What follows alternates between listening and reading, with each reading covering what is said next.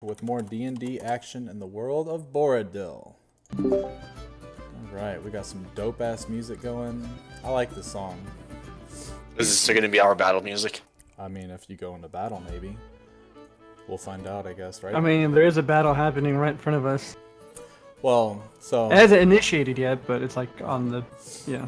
Alright, so when we last left our heroes, you guys had just finished... Bless you.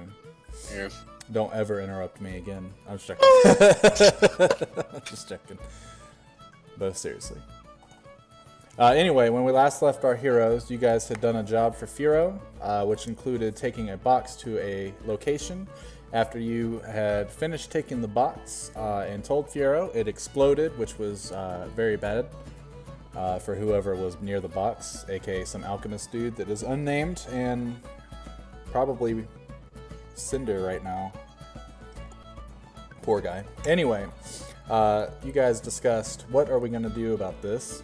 Jeff said he still wanted to do some jobs for this guy to get more information. Oswald is pretty much all about killing him, I think. Dario is all about killing him. Adeline doesn't like that he caused suffering. And I don't think Shadow really understands the whole situation yet. Correct me if I'm wrong, though. I am correcting you. Okay, correct me. Shadow has an understanding. Okay.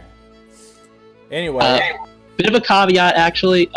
It's not that Dario, at this point after the last conversation, Dario's a little half and half. He still thinks he's a bad guy, and he thinks that the sob story that he fed him might still be bullshit. Oh, well, we're not at that point yet. Oh, okay, never mind. Yeah. This is before the sob story. Anyway. Yes, okay.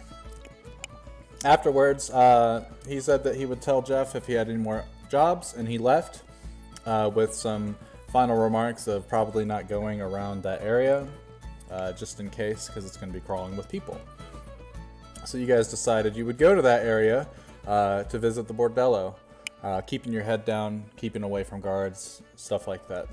When you got in there, all of you except for Jeff felt very uncomfortable for whatever reason, and decided to sort of take the passive approach while Jeff went and had some quote-unquote fun. He fucked! So you think. Jeff isn't You don't going to leave know. that information. Yeah, you don't know. I didn't tell you guys anything. Well, the fact that you got engaged, kind of hint. True. But yeah, anyway, Jeff found out some information about the Casero family. Most notably, the people that they kidnap typically go to the Casero mansion to be interrogated and stuff like that. With that information in hand, you guys decided it was time to go back to the tavern after, I think it was, 4 hours y'all spent at the bordello while Jeff did his thing and y'all just chilled and drank? I think it'd probably been closer to 3. I think we left not too long after Jeff was done, but yeah. So anyway, once you got back to the tavern, Firo was there hanging out and had Jeff go and retrieve some flowers from outside of town. While he was retrieving the flowers, Oswald was... I think you finished the sending stone. Yeah, you finished the sending stone, and Dario and Shadow had a conversation with Firo. And Firo had pretty much told you guys that the reason he did what he did was because the alchemist was doing something to the orphans and had killed a couple of them and left a couple more of them sick. So this was his way of getting back at them and the Caseros for messing with the children, because the orphanage has a very soft spot in Firo's heart. Oswald only caught half that conversation. I would say Oswald probably heard some, picked up with the lip reading, poisoned orphans, killed children, and Casero family, and you can put it together however you feel Oswald would put it together. Shortly after Jeff returned with his bouquets, Firo had picked one out, and you guys were exchanging pleasantries when all of a sudden the door was kicked in and a stout dwarf with red hair and a bullnose ring barged into the tavern and started shouting obsceneries at Firo and said that he came for his head. As he had said that, Furo had turned over to Jeff and said that he had a job for you, and then that is where we ended. So we will pick up. Hey Jeff, I've got another job for you, pal. Does it involve the angry small man?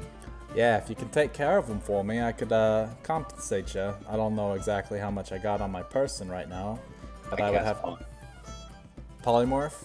Onto the short, angry dwarf man. Okie dokie. I'm trying to turn him into a tortoise. A little tortoise. Let me get his character sheet out. And it's a wisdom save. Mm-hmm. What's your spell DC? 17? 16. 16. Do I get one for my item or no? No, that's already kind of in there, I think. Yeah, it should already be in there. And so he does not make his save. So you turn over looking at this mad dwarf, and you say some arcane magic, and he kind of looks at you, and then all of a sudden you see his body shrink fairly quickly, and now he's just a tortoise, and he's still looking up at you, but now he notices that he's looking up. He looks around, and all he can do is, I don't think that's what a turtle would sound like, but he's like, ah. I use Mage Hand and tip him over onto a shell on the back. Alright, so you tip him on his shell. So he's over here, like flailing around. The 4 gentlemen that had walked in with pick up their various weaponry and start making their way over towards him. I say, not so fast, unless you want to end up like him. They look at each other. They look back at you. Yeah, we're not scared of you, mage. And then they go to pick up the little tortoise man. Do you do anything? Does anybody do anything as they attempt to flip over the turtle? I use Gust of Wind on them. Okay, just busting out all the spells. Let's see. How far am I from Jeff at least? We'll show you. Oh, hell yes. Alright, well I'm too far to... So, I'm Yeah. guessing the top guys are Firo's men? Those are the gentlemen that all stood up, drew short swords, daggers, and hand crossbows and pointed them towards these gentlemen. So, as this gentleman right here was walking towards Butcher, you use your Gust of Wind ability. So I do it in the direction of my choice. I want to do it down, like it's going down above them, down. Towards the doorway, basically? No, I think he means from the ceiling to the floor. Yes. Oh, my bad. Vertical. Okay, so it is a 10-foot radius, so it would hit the gentleman that is going for him. So let me get his stats real quick. And we will see if he makes his save or not. And it's a strength save. He does not make his save. So he falls down prone. And the other 3 draw weapons. Looking at you as an obvious threat. So I need everybody to go ahead and roll me initiative.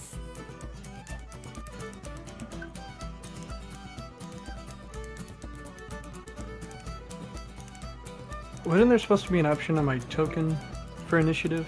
We got Yeah, it's so when you click on your token, it should be in the top left. The only thing on the top left is my HP. I don't see... No, like top left of the whole screen, by where all okay, the tools got are. it. Alright. Did you get my roll pretty or no? I see your roll. Did you I didn't use click your it right. token? I did not use my token. Then that is why. But I will change that to the 13. I don't think... Yeah, I didn't make one for Dario, but we will change that easy.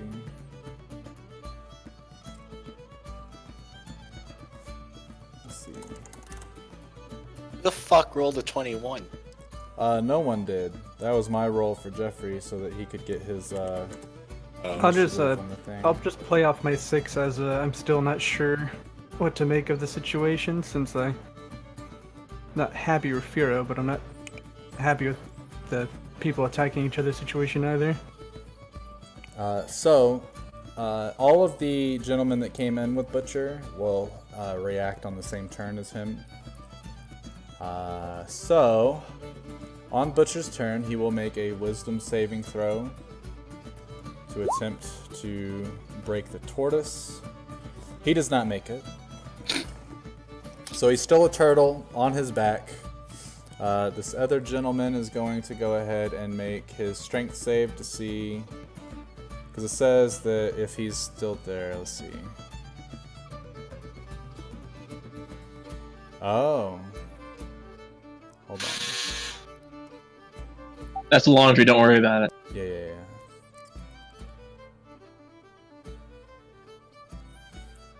So Jeff, I guess your line actually has to be, it comes from your hand.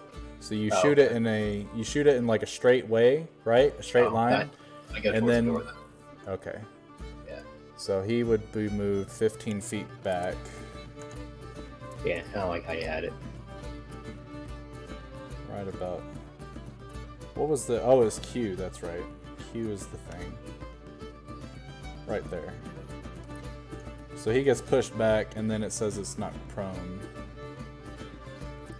Now he's going to try to stand back up and not get pushed back another 15 feet, which he does not succeed on. So he'll be pushed up against this wall right here. For this, we'll do... That is your gust of wind. Poorly drawn. And I guess technically Butcher's in there too. Yeah, and it needs to be 15 feet wide. It's 10 feet wide. 10 feet wide, yeah, right, you're right. Yeah, so it'd be only Butcher and that bandit. So let's see, Butcher actually. Butcher should be sent fucking flying. Right. As a little Turtle tortoise. flying in the air. There's that. But he gets a natural 20 on his second one, so he's still right there. And I would say he's still on his... He sort of does a little swirl. Think of Squirtle when he does his withdrawal move in Pokemon Stadium on the N64 until they changed it, which was really dumb, but whatever. Yeah, they start spinning around. This bandit right here is going to move up, avoiding your wind gust as best he can, because he has to start his turn there in order for it to make the save. So he goes over there and he'll spend his action picking up the tortoise and holding it in his hand for now. This last bandit is going to move up right in front of you, Jeff, with a... What does he have? He's got a maul in his hands, and he's going to hold it, and he's going to look at you and say, drop the spell, or I'm going to have to hit you with this. And he's going to hold his action until your turn. If you drop the spell, he won't attack you, and if you don't drop the spell, he's going to attack you. Okay. Next is Dario. Alright, this music is, I think, too happy. So... Is this wind thing like a barrier to me also? I believe it says all creatures.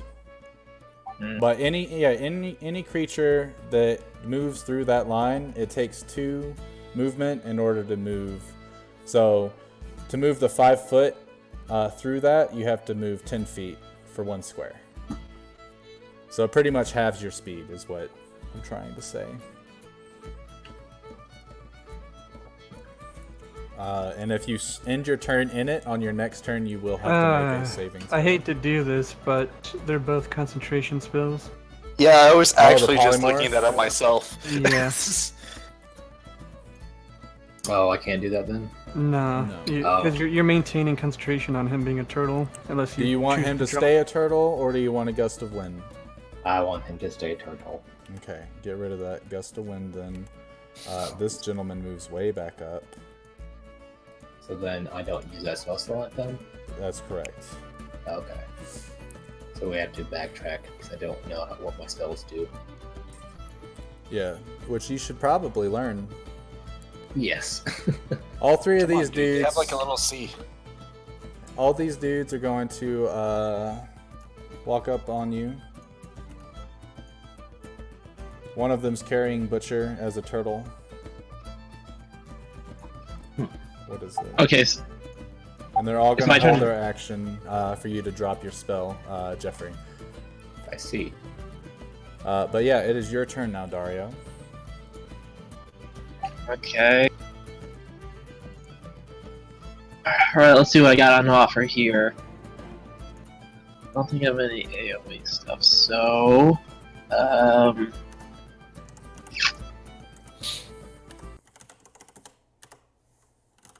Let's try this. So, can I use any of my abilities to knock Turtle Dude out of their hands? Is that like... Let's say, are you trying to snatch the turtle from the dude? Is that what you're wanting to I'm do? more trying to just have it, like, have them let go of it, and maybe even, like, punt it out the window. Okay. So what I would say you could do is you could use your action to try to wrestle the turtle out of his hands, and it would be your strength versus his strength. And I would just do a straight strength roll for both of you, and whoever comes out higher would end up being able to hold on to the turtle.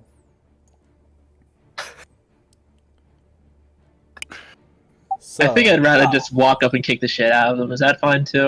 yeah, you can walk up and do an unarmored strike attack if that's what you're wanting to do. Alright, so I walk up to the guy that's holding the turtle. Okay. Okay, so... So he's right here. I walk there and I use... Let's see, how badly can I fuck this guy up? I don't know.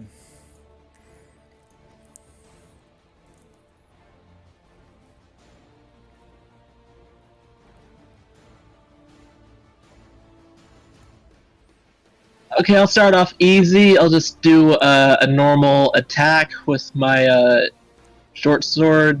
Actually, no, yeah, it was my short sword. Okay. See where that takes me. Yeah, he's gonna stab him. I should probably roll something, shouldn't I? Yeah, roll your short sword. It should give you... So if you open up your character sheet and click on short sword, it should ask if you want it to be public. Do that and click submit, and then it should, yeah, roll it just like that. So a 19 for this gentleman will hit, but this is the thing. As you're carving down with your sword at his back, you watch as the cloth that he's wearing, you see it shred it through, and you can see where you left a gash, but you see almost as instantly as you had made the gash, it seals up. And this gentleman turns back to look at you and says, huh, guess it's that kind of fight, huh? I can still make that my second attack, the unarmed, like the second attack flurry of blows thing, right? Yeah. Okay, I punch him in his stupid face. 1 second.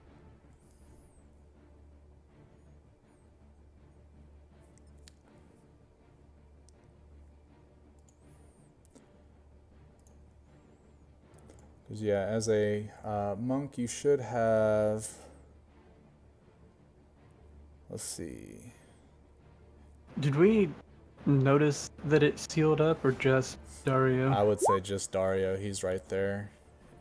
Shadow, make a perception check. What am I perceiving? You're perceiving if you saw that wound close up on its own. Okay, so I can make a bonus action. I was gonna normal actually armor- ask that. Well, no, so you have an extra attack. As a 5th level monk, you get an extra attack, so you don't have to use a bonus action right now. But you can use Okay, a bonus action to do. So you can do a second attack and then bonus action to do an unarmored strike. Yeah, so I need to. Oh, how do I do an unarmed strike? Because I see unarmored defense. Do you want me to come downstairs and help you out? Well, I should have probably gone over his sheet. I thought you had put everything on his sheet. There's not an unarmored strike button for him. Is there not? No. Fuck. I'm doing it now, though.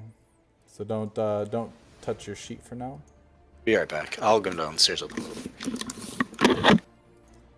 Actually, for the sake of here, just roll the dice, roll a d20, and you'll add your, I believe it's your dex modifier for you.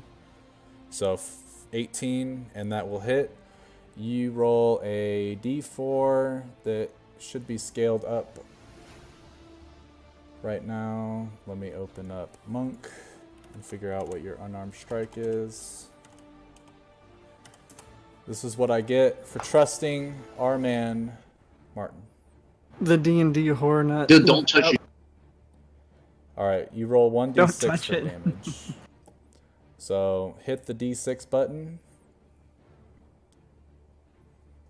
And this will be the damage that you do, and that'll be adding your dexterity.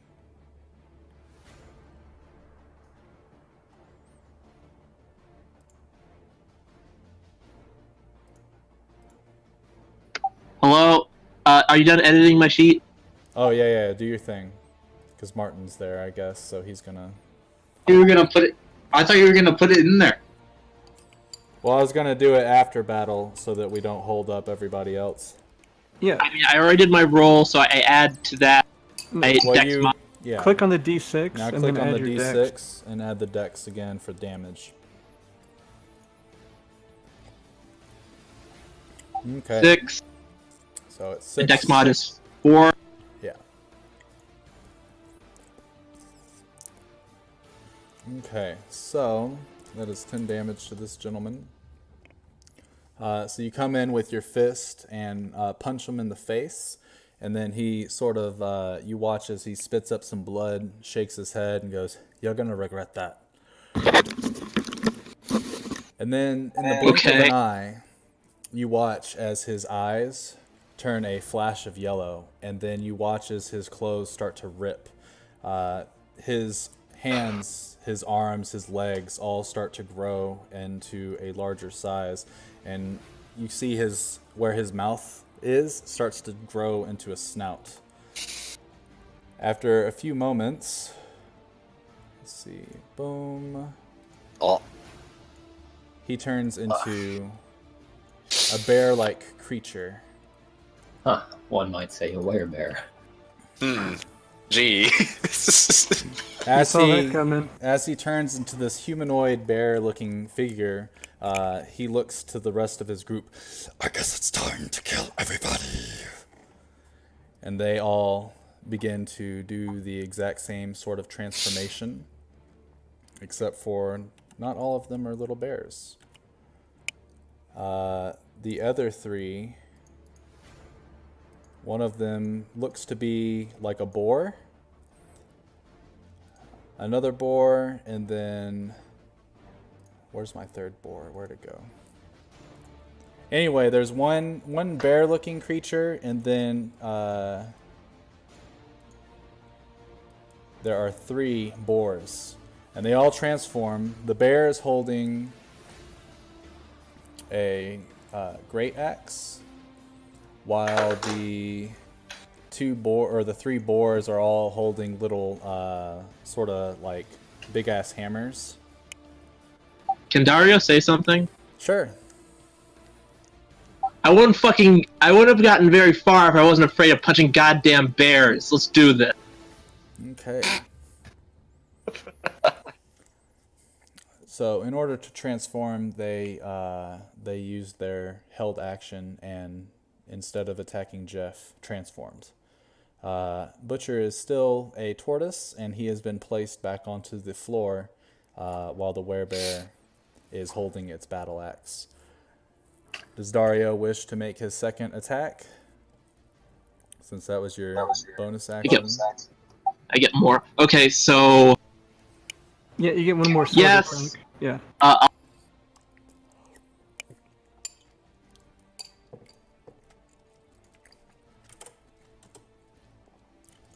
Okay. Tap, whatever the fuck you're saying, we can't hear you. Yeah. So I'm rolling on my short sword, not on an unarmored strike, right? Yeah, If the you short want, sword. yeah. Yeah, if you choose, you get You two can- sword attacks for one action. Okay, so the short sword will hit, and so the werebear, as he transformed, as well as the boars, they obviously their muscles grew, and you can think of their cloth armor as having pretty much ripped to shreds, showing their big beefy muscles as they sort of flex at you, oil, all types of stuff. I'm just joking. Anyway, you carve your short sword down his chest. But as you see the wound appear, it equally dissipates and goes no more. And he looks at you. That won't work on me. You can still have Thanks. you still have movement, I believe. You should So is still Shadow have- seeing those wounds close up? at this point, because it's such a large entity, you and Oswald both see it. Okay. Jeff, you Okay. would be sort of catty cornered to where you can't see his wounds closing up, but the other two definitely do. So I can still move, though, right? Yes, but be mindful that they still have their reaction. So the way D&D works is pretty much every character has a action, a movement, and a reaction, and a bonus action. If you move away from these guys, they have an opportunity to attack you because technically your guard would be down as you're moving away from them. So they'll try to attack you as you move away. So if you want to risk it, you can. If you don't, then you don't have to. But there's also flanking. So if somebody gets right there, they're going to have advantage on their attacks against you.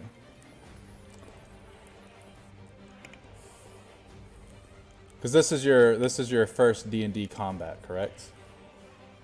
Yes, definitely. Okay. So yeah, we're here to teach you. So what I'm gonna do is I'm gonna stand my ground, and I guess since I don't have any more actions to take, correct?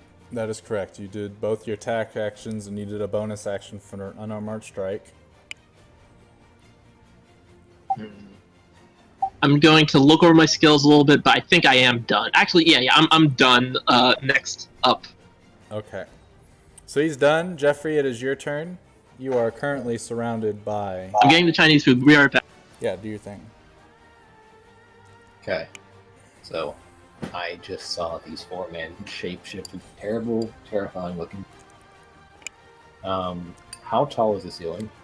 The ceiling's, I would say, about 20 feet tall. Okay.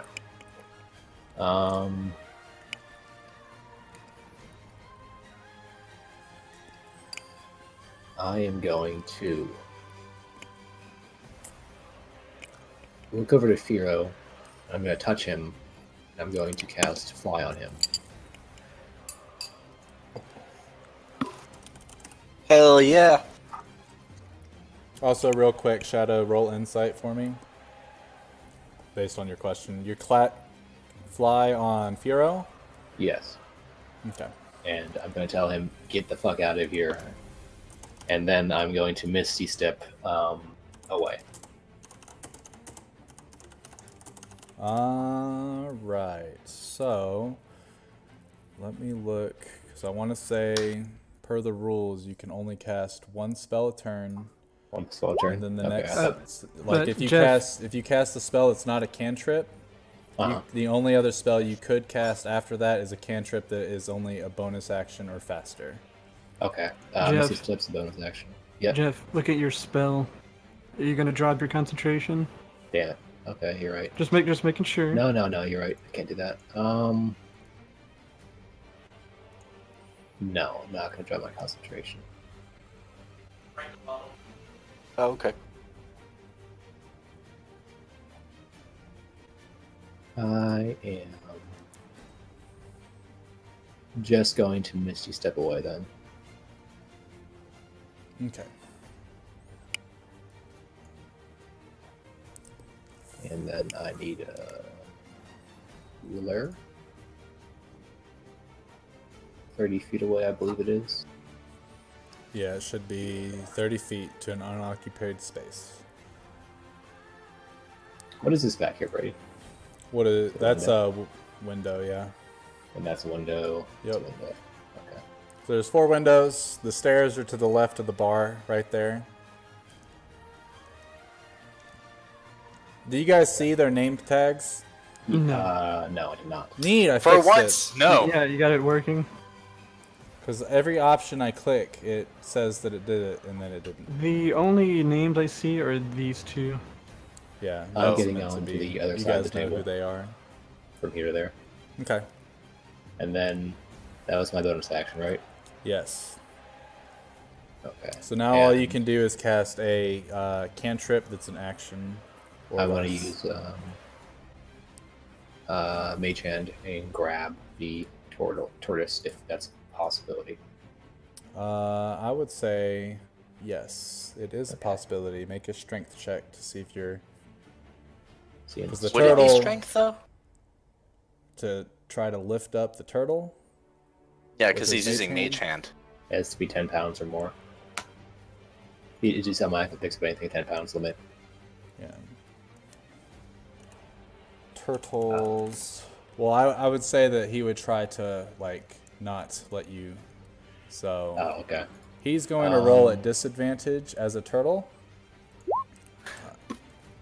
Okay. I just feel like it wouldn't be strength per se. Well, I mean, you still rolled shit, but like, You rolled real shit actually. But he rolled shit too. So you pick up the little turtle. are you fucking kidding me? Wow. I mean, it's turtle stats, and you rolled with disadvantage. Or tortoise. Well, it's tortoise. Like the point is, he's Yeah. Either way, he's a creature CR0 disadvantage. creature. So yeah, he's got no real good stats. Okay, I want to pick him up and bring him to me. Okay, because yeah, casting Mage Hand, you would cast it right near him, and then it should be able to fly over to you. Okay. I just want to hold him in my hand. Okay.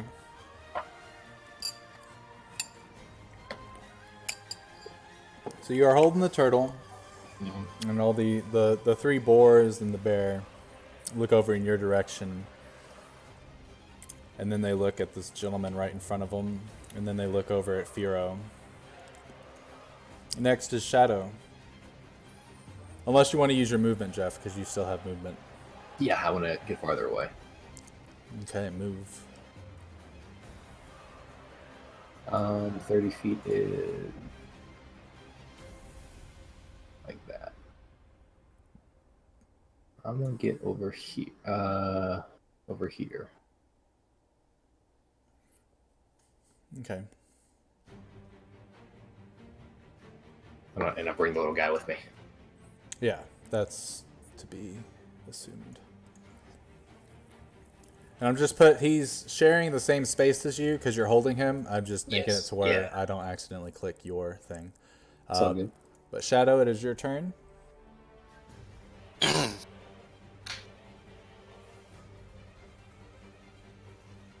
Hero, can we all get paid? Why? Yeah, I don't see any issue on that, pal. All right, Shadow is going to pull some shit. I want to cut of that too, at the very least, says Dario. Where is it? Okay. Shadow is going to use 3 sorcery points to summon a Hound of Ill Omen on the big guy. Okay.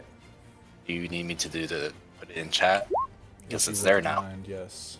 Yeah, dire wolf. Cause it's a bonus action. Isn't that great? One of the longest It's spells in the so- game.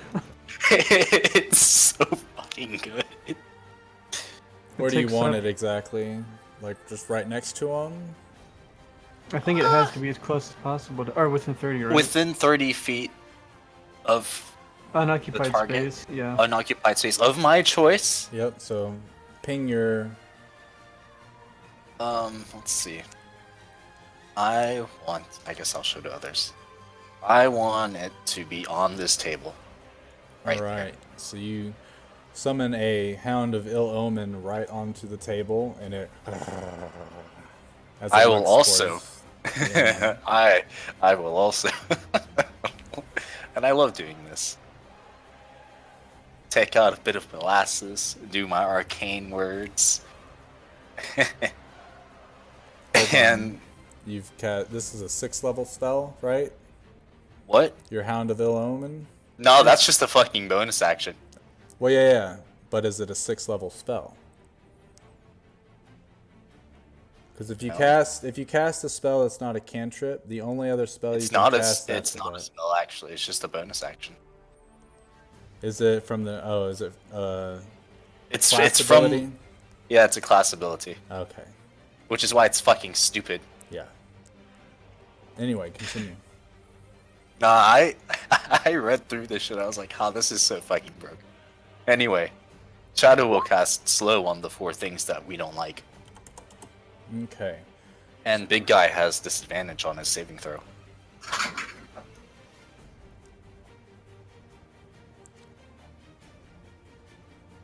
And then we gotta roll initiative for it. But we'll Oh, just yeah, say that's that right. we'll just say he acts on your turn.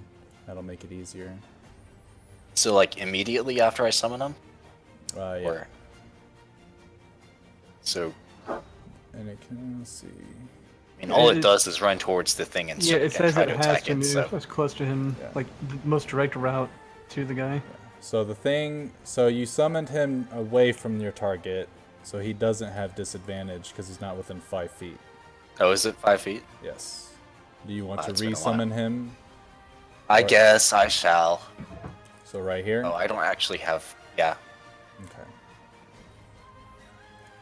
Yeah, I'll give you.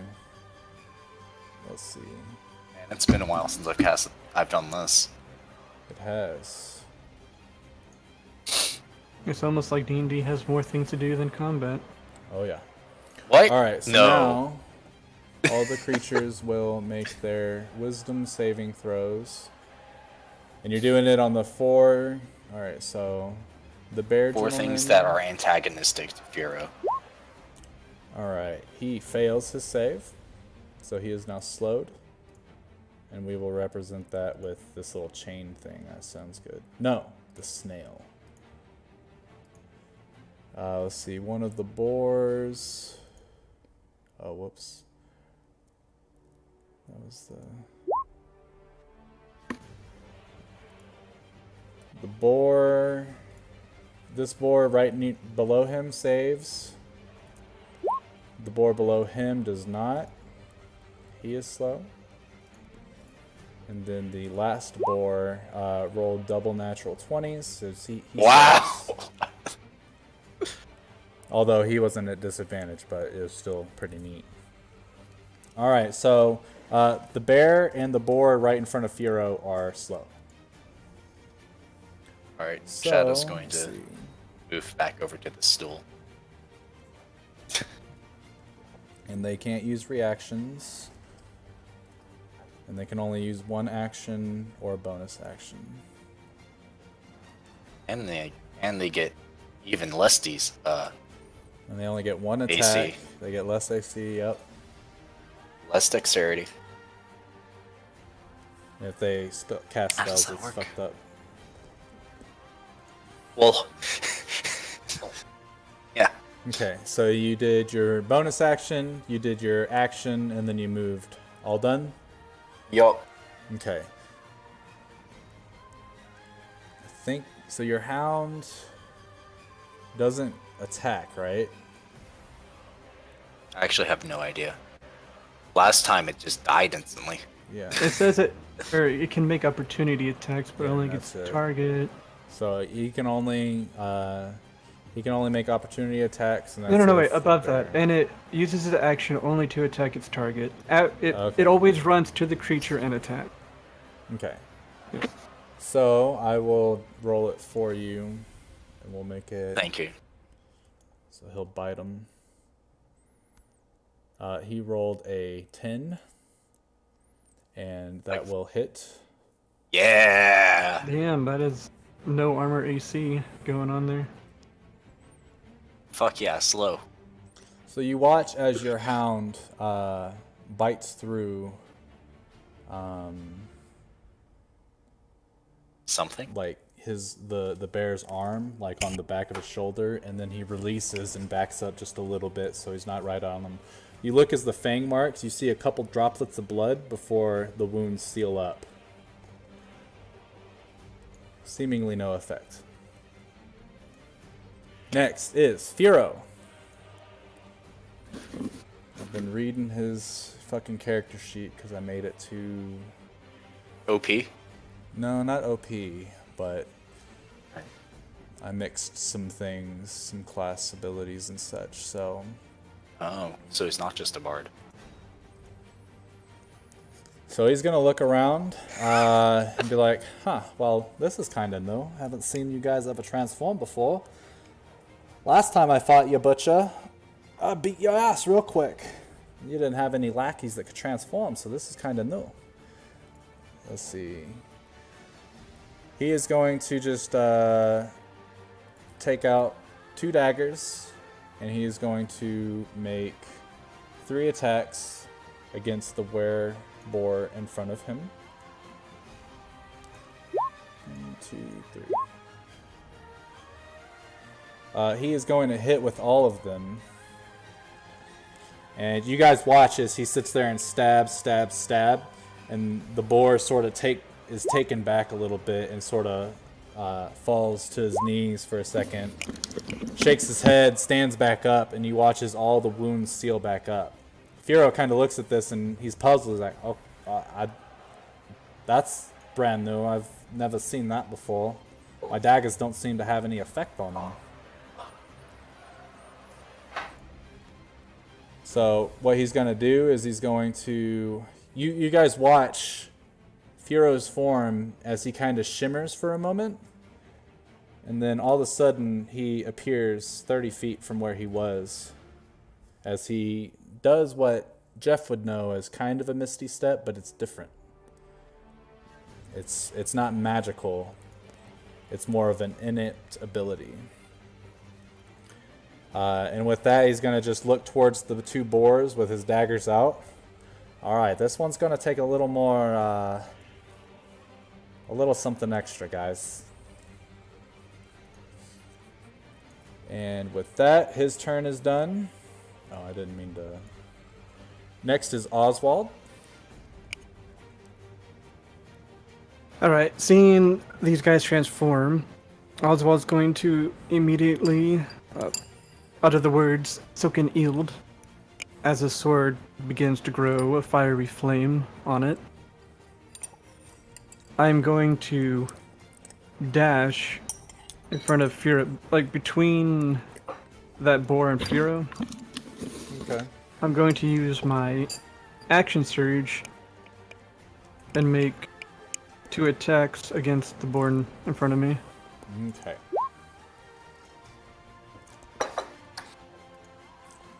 That one hits.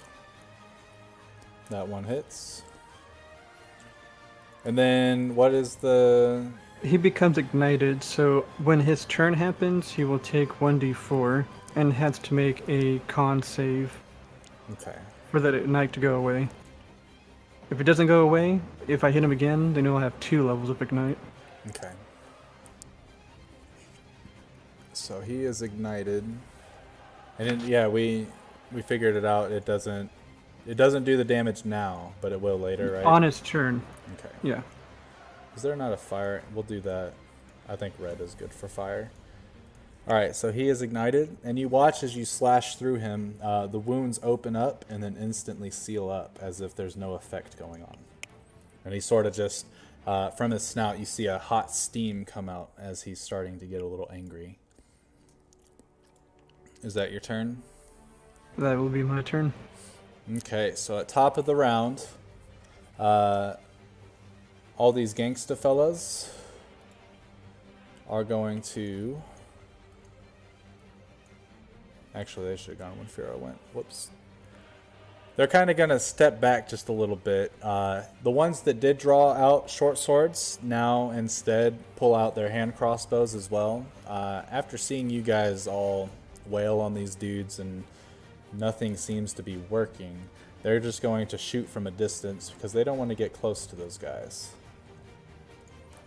So let's see. One shoots and misses, another shoots and hits, another shoots and hits, and the other shoots and hits. So they all shoot their hand crossbows at the werebear, and all of them end up plunging in. But you can see that where the blood starts to trickle down, the wound starts to seal up, and all the crossbow bolts fall to the floor. Firo looks around. All right, there's something strange going on with these dudes.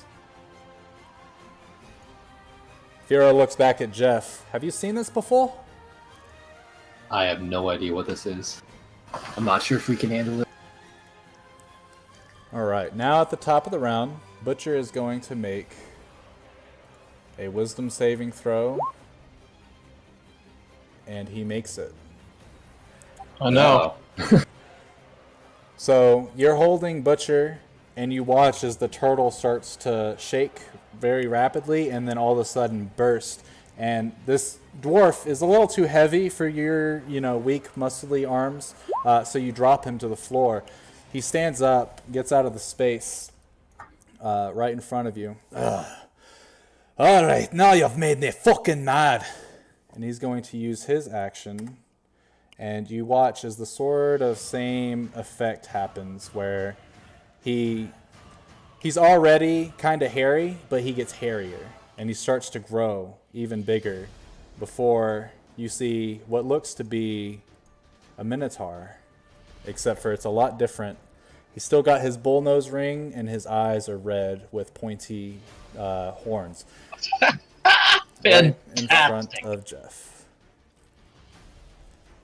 But that was his action. So now he's just going to turn around and look at... he's going to be staring right at you, Jeff, because you turned him into a turtle, and he didn't really appreciate that. I see. Oh, deleting his token put him out. It's a blue robe. I'm wearing blue ones. Yeah. Yeah, he's wearing a... Yeah, he had traded out his raggedy old red robes for some new blue ones. Some blue knickers. Mm-hmm. Okay. So now, the rest of these gentlemen are going to go. The boar that you attacked, Oswald, is going to look over towards you with his maul, and he takes one fire damage, correct? Yes. Okay. Do I notice anything happen because it was fire? You see as the fire takes form, it seems to be hurting him, but it wasn't great. But it's definitely something. It seems to be taking more effect than your regular weapon. Got it. Can I use a free action upon that, or do I have to wait? You'll have to wait until, I'll say about midway through. I'll say after the wereboar does his, or they all do their turn, you would be able to do. I'm assuming you want to communicate that telepathically. I doesn't have to be telepathic. No. I'll just shout out like fire might have an effect. Yeah. So he is going to attack you with his tusks and his maul.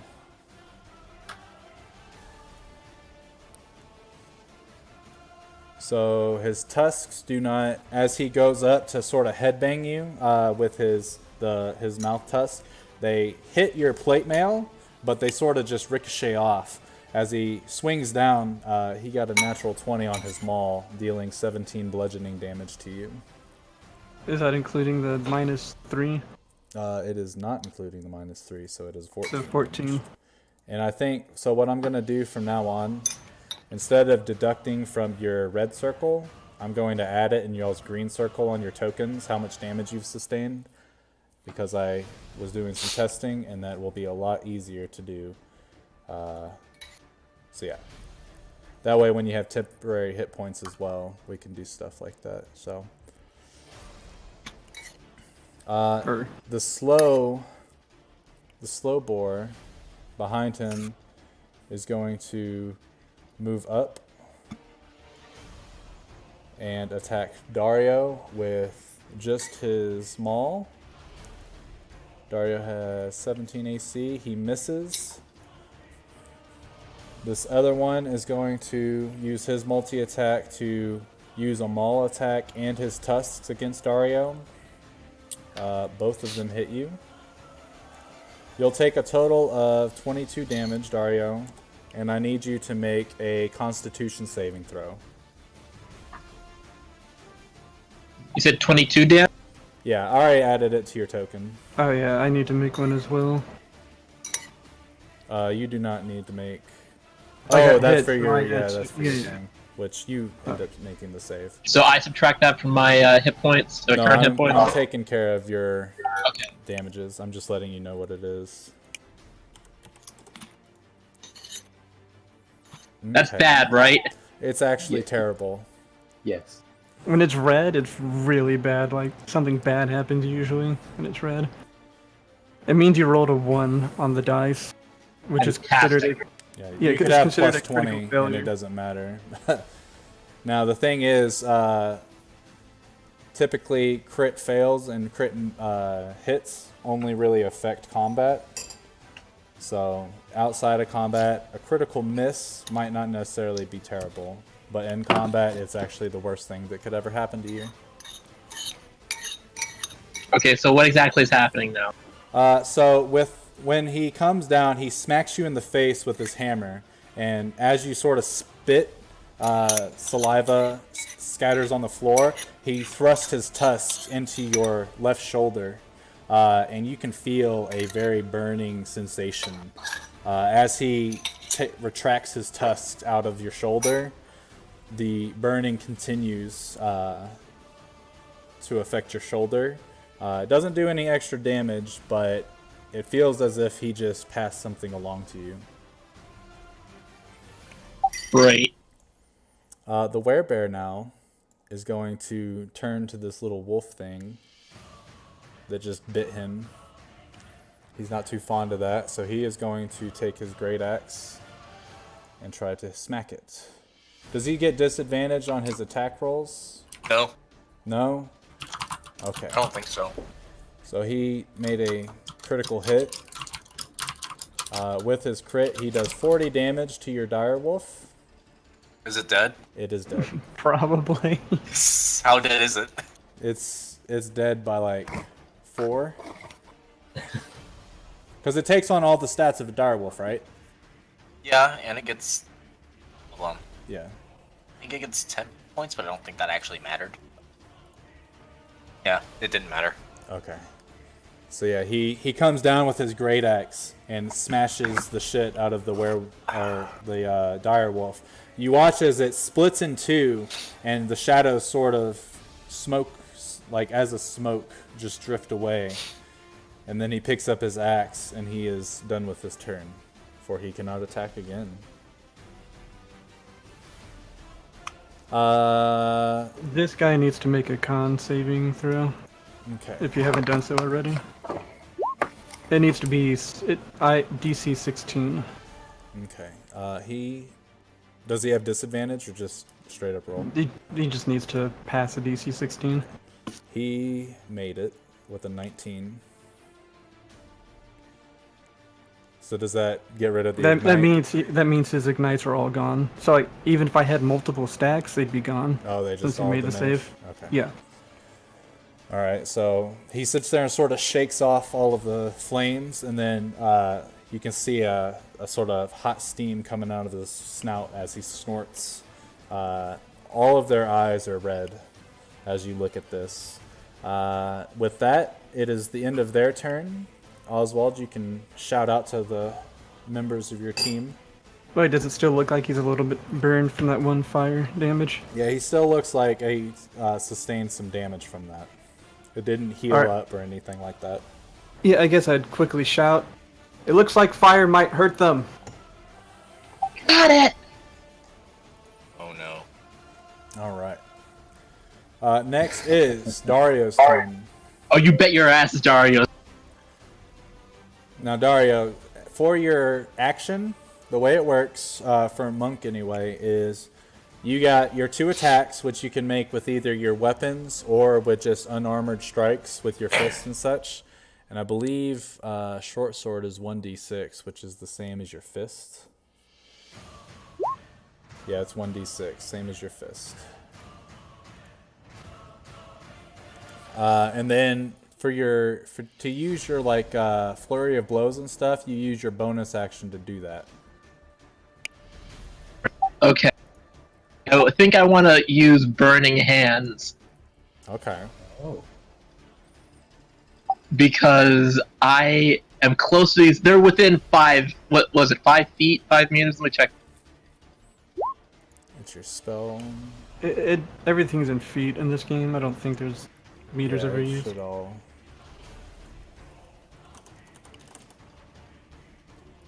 All right, Burning Hands. It's a 15-foot cone. So I would say that you would be able to hit all 3 of these creatures if you wanted to with doing it, since they're all within 5 feet of you. Okay. I think I shall do that. 1 second. Okay.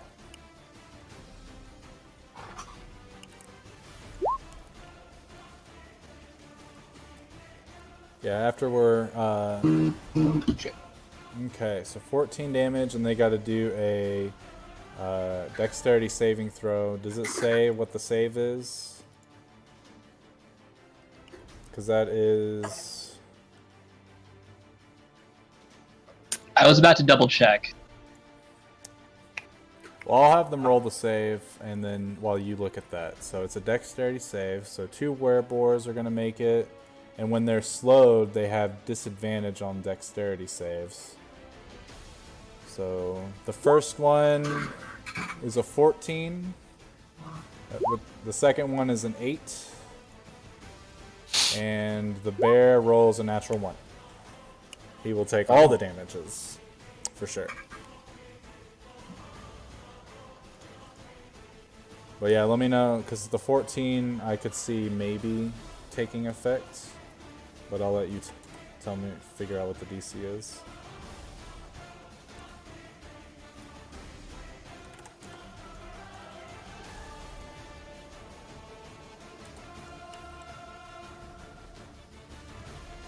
Should be on like the monk page when you do monk abilities. Yeah, I have the PDF, but my computer's going a little wonky. 1 second. Always fun. What's your Okay, it's wisdom? gonna be What's your wisdom modifier? Wisdom? Okay. What's the number for your wisdom modifier? My wisdom? Yeah. My wisdom modifier is a 3. So it should be 14 then? Because it'd be 8 plus proficiency, which should be 3 right now, plus another 3. So it should be 14. Yeah, so the one that rolled a 14 makes it save and does not take any fire damage. Wouldn't be half. Oh yeah, is it half? It should That's a say good on question. the attack. Okay. So now I roll. Half Now I roll damage on 3d6s. Well, you already rolled it, so if you look, your burning hands damage came out to 14. Yeah, it's half. Okay, cool. Yeah. Spells, I have not Um, memorized a lot of them, because it's a lot of spells. So.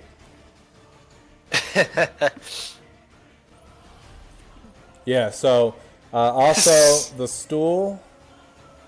Let's see. So let's see. This stool right here catches fire. The edge of this table starts to catch fire. So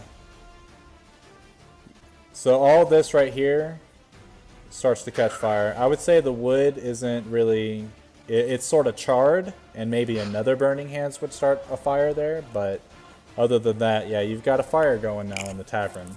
You can hear the 2 women behind the bar go, "Oh my god!" Fucking That's whoops, the but this part is that wears werebear, us I'm out, sorry. yeah. Is that the end of your turn? Um, At this point, if you move away, only one of those boars gets an attack of opportunity on you if you want to move away. But the bear doesn't, right? Yeah, the bear and the other boar, because they're slowed right now. It'd be this guy right here if you can see my ping.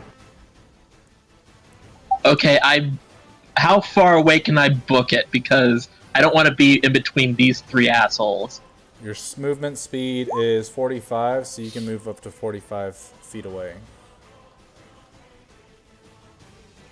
How do I judge distance? Like that. If you press Q, then you get this little ruler thing. So on the left side of Roll20 is a little bar that gives you a bunch of different options for the map to interact with and stuff.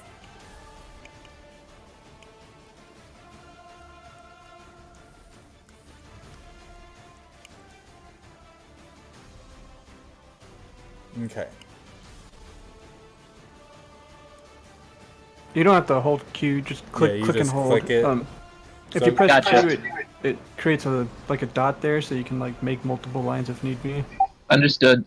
So he got an opportunity. So one of them got an opportunity attack on me, right? Yep, and he's going to take it and attack with his maul, which he hits you with 22, and it'll do 12 damage.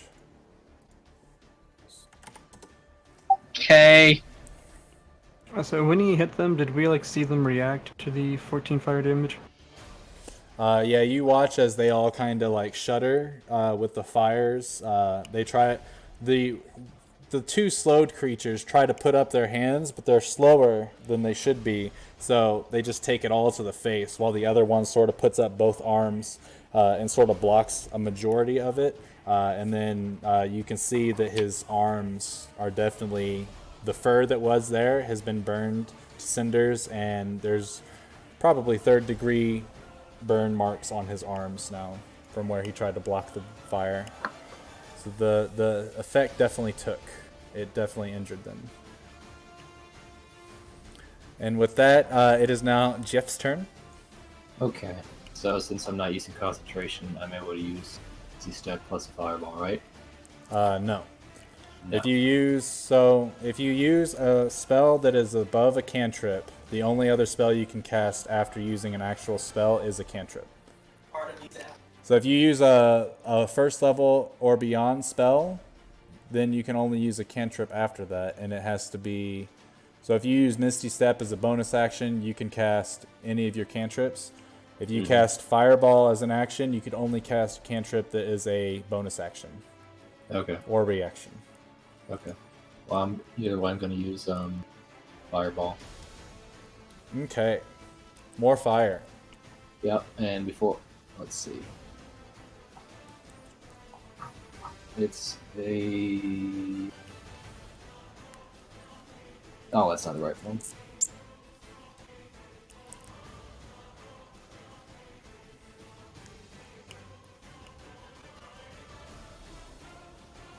Okay. I'm gonna, and it's a 60. Should be 20-foot radius from Yeah. wherever he chooses. So In all honesty, right 'cause you here can- would be a good yeah. spot. It would hit all of them right there. Are you gonna say Brody? You remember you can sculpt it to where it doesn't harm. I think it's up to 4 people With for your evocation school. Yeah. I'm trying to get the maximum damage out. You're well, just- yeah, you're just- right here would hit all 4 of them. Like, or unless Not- you're trying to hit him as well. Yeah. Yeah, Okay. I'm trying to hit him as well. We're gonna. There's. How many allies can you avoid with that evocation? Let me see. I think it's only 2 right now, like Brady said. Because I did.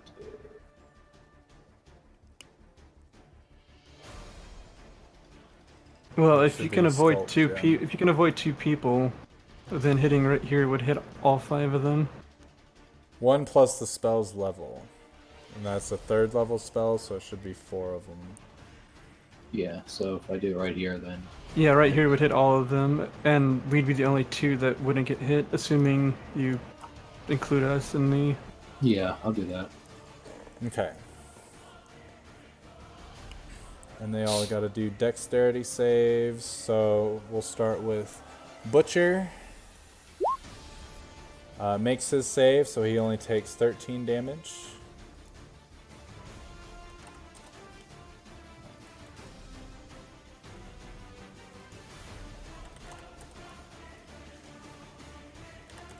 Let's see, the Werebore down here at the bottom rolled a 2, so he'll take the full 26. The other one has disadvantage, rolls a 3, so he'll take the full 26.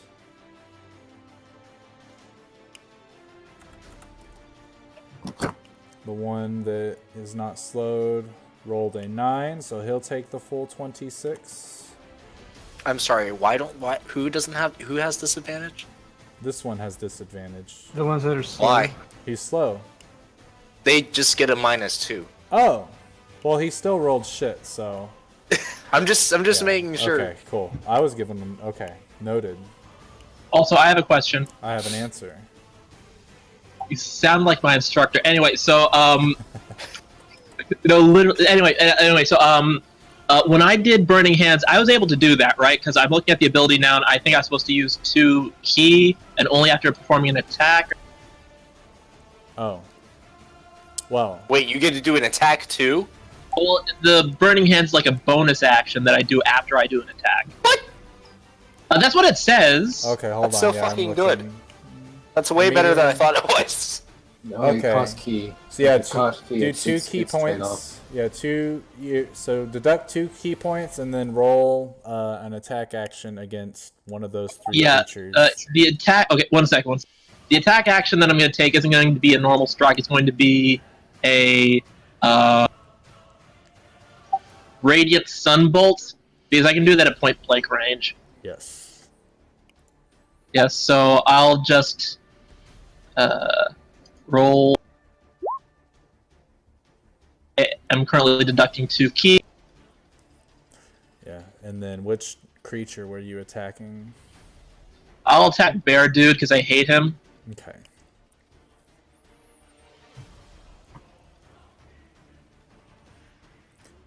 Alright, so it'll hit obviously because it's a natural 20, and it'll do 16 additional damage to what he just took.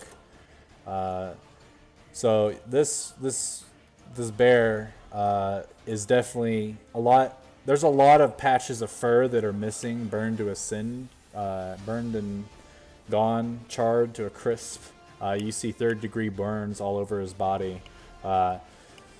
He's starting to pick up his breathing just a wee bit, but he can still Yeah, go why on. I tell you about fighting bears, motherfucker? He looks Says over Dario. at you and he tries to speak, but his mouth just is too slow. Yes. What? I can't hear you. What?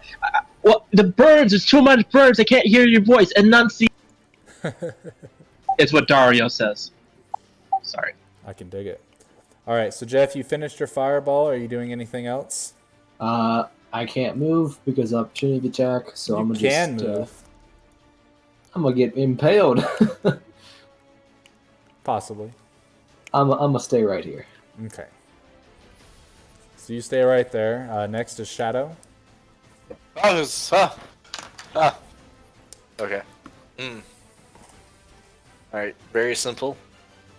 I guess it's got a macro. Shadow's going to take out her little diamond thingy and summon some flames that are attacking the big one. Okay. So before you do your attack rolls, tell me who you're attacking first. But Brady, Sorry. I mean, it hits the bear, but it's to just make sure that no one ends up accidentally metagaming by seeing, oh wait, this wouldn't hit that creature, but it might hit that creature, so I attack that creature instead. It just makes me more comfortable. But yeah, so you're doing fire damage? Yep. Okay, so he takes 11 points of fire damage as these little you take out your diamond and you swing your hand, and then all of a sudden a arc of fire energy comes and smacks the bear right in the chest, and you Dark see fire energy. Yeah, it's like a black flame. Think of Hiei from Yu Yu Hakusho, Hell yes. except for not as cool because it's not the Shadow of the Darkness flame or anything, you know. But anyway, yeah. So, and the bear does not look very happy about this. Oh, it seems someone's at the door. Hold on.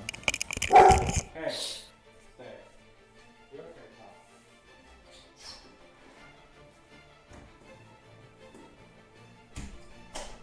Deliver me.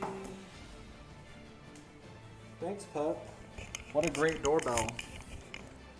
Dogs, the ultimate doorbell. This is true. Anyway. You're slow. Do they make the save during their turn? It's at the end of their turn. Okay. Because I didn't make their save. So I'll do it real quick for these two gentlemen. And it was a wisdom. Yep. 16. Yep. The boar saves, but the bear does not. So the boar is no longer slow, yes. but the bear is still a little slow. Anyway, so you cast your chromatic orb. It singes the hairs and leaves sort of a black mark where it hit. Anything else you want to do? I would like to order a drink. Okay. So you turn over the barcode. Milk.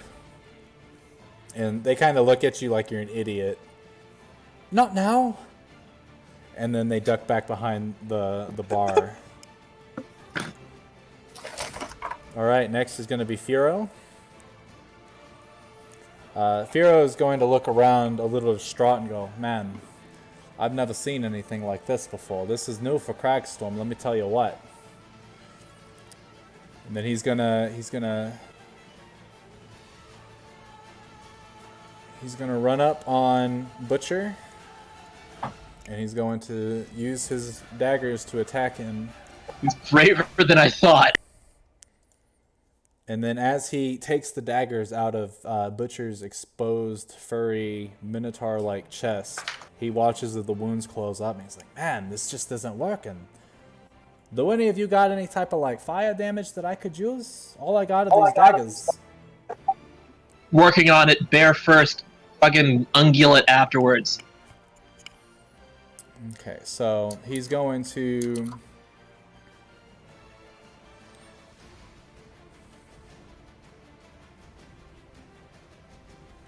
He's going to stand there right next to Butcher. And he's going to be like, "Hey, Butcher, pay attention to me, pal." Which, let's see.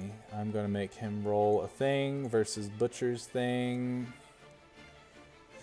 Butcher fails. So Butcher is going to turn around, look at Firo, and then Firo is going to step back, which Butcher is going to take an attack on him with his battle axe, which will hit him and do some damage, but he has used his reaction.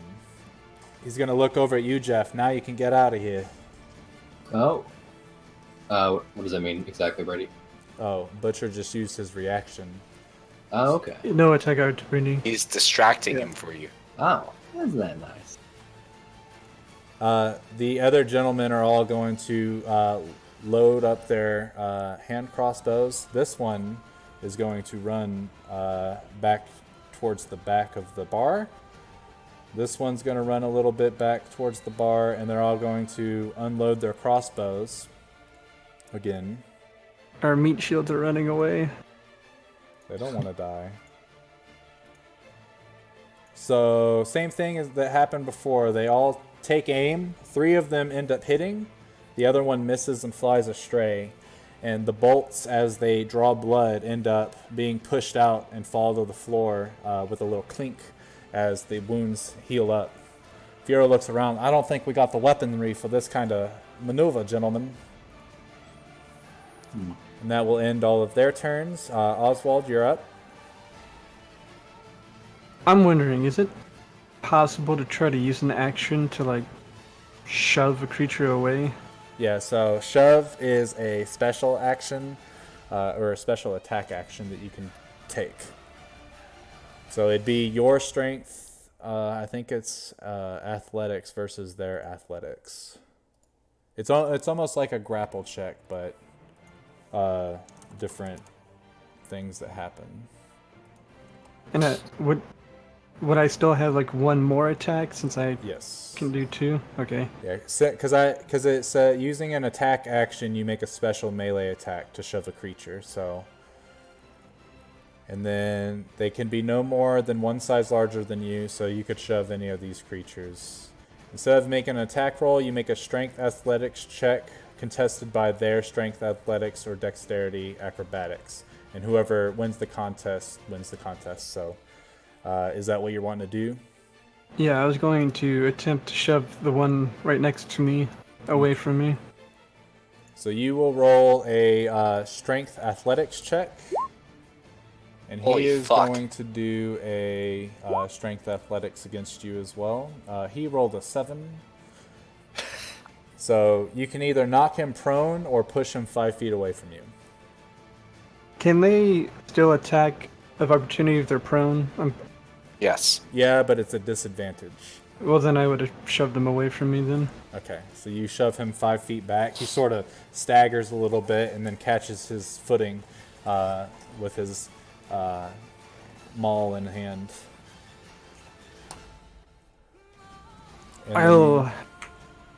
And I'll get next to Firo and the Butcher, and I'll make a regular attack against the Butcher. Okay. Can he do that? Yeah. Doesn't Well, shoving that's why take I- an action? That's why I was Yeah. asking if I could still attack after doing a shove. Like, So the way I just read it in the PDG is the shove action is a special attack action. So it's still an attack action, meaning since he took the attack action to do the shove, he can now attack with his sword. At least that's how I'm ruling it, Okay. because it sounds cool. Cool. Nice. Are you doing Holy- your incinerate thing on him? since Fuck I 'em up! hit, it automatically ignites. Okay. Yeah, as long as I hit the target, they become ignited.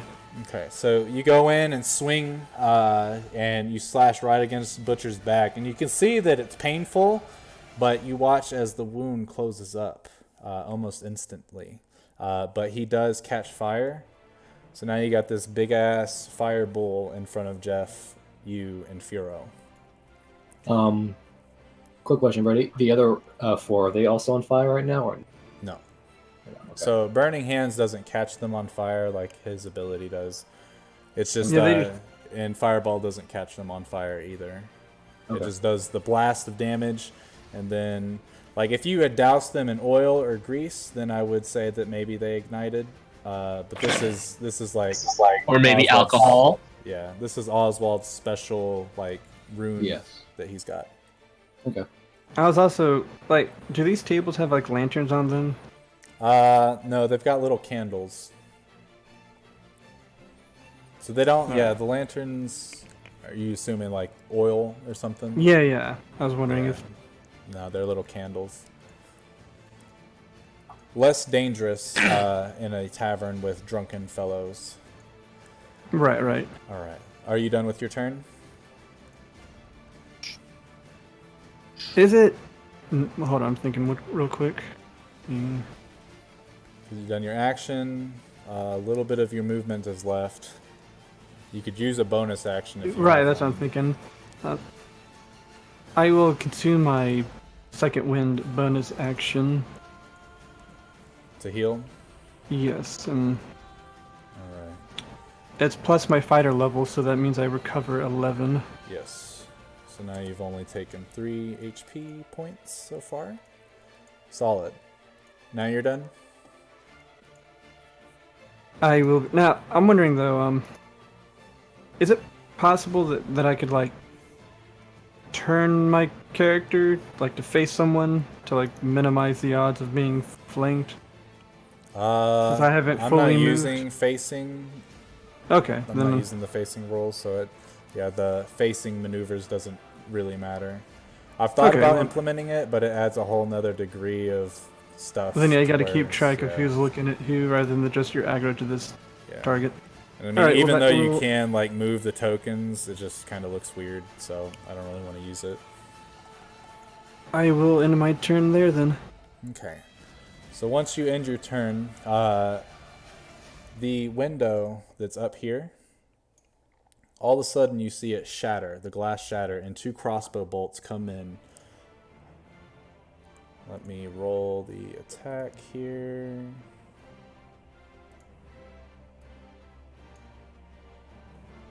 La la la, we're getting there.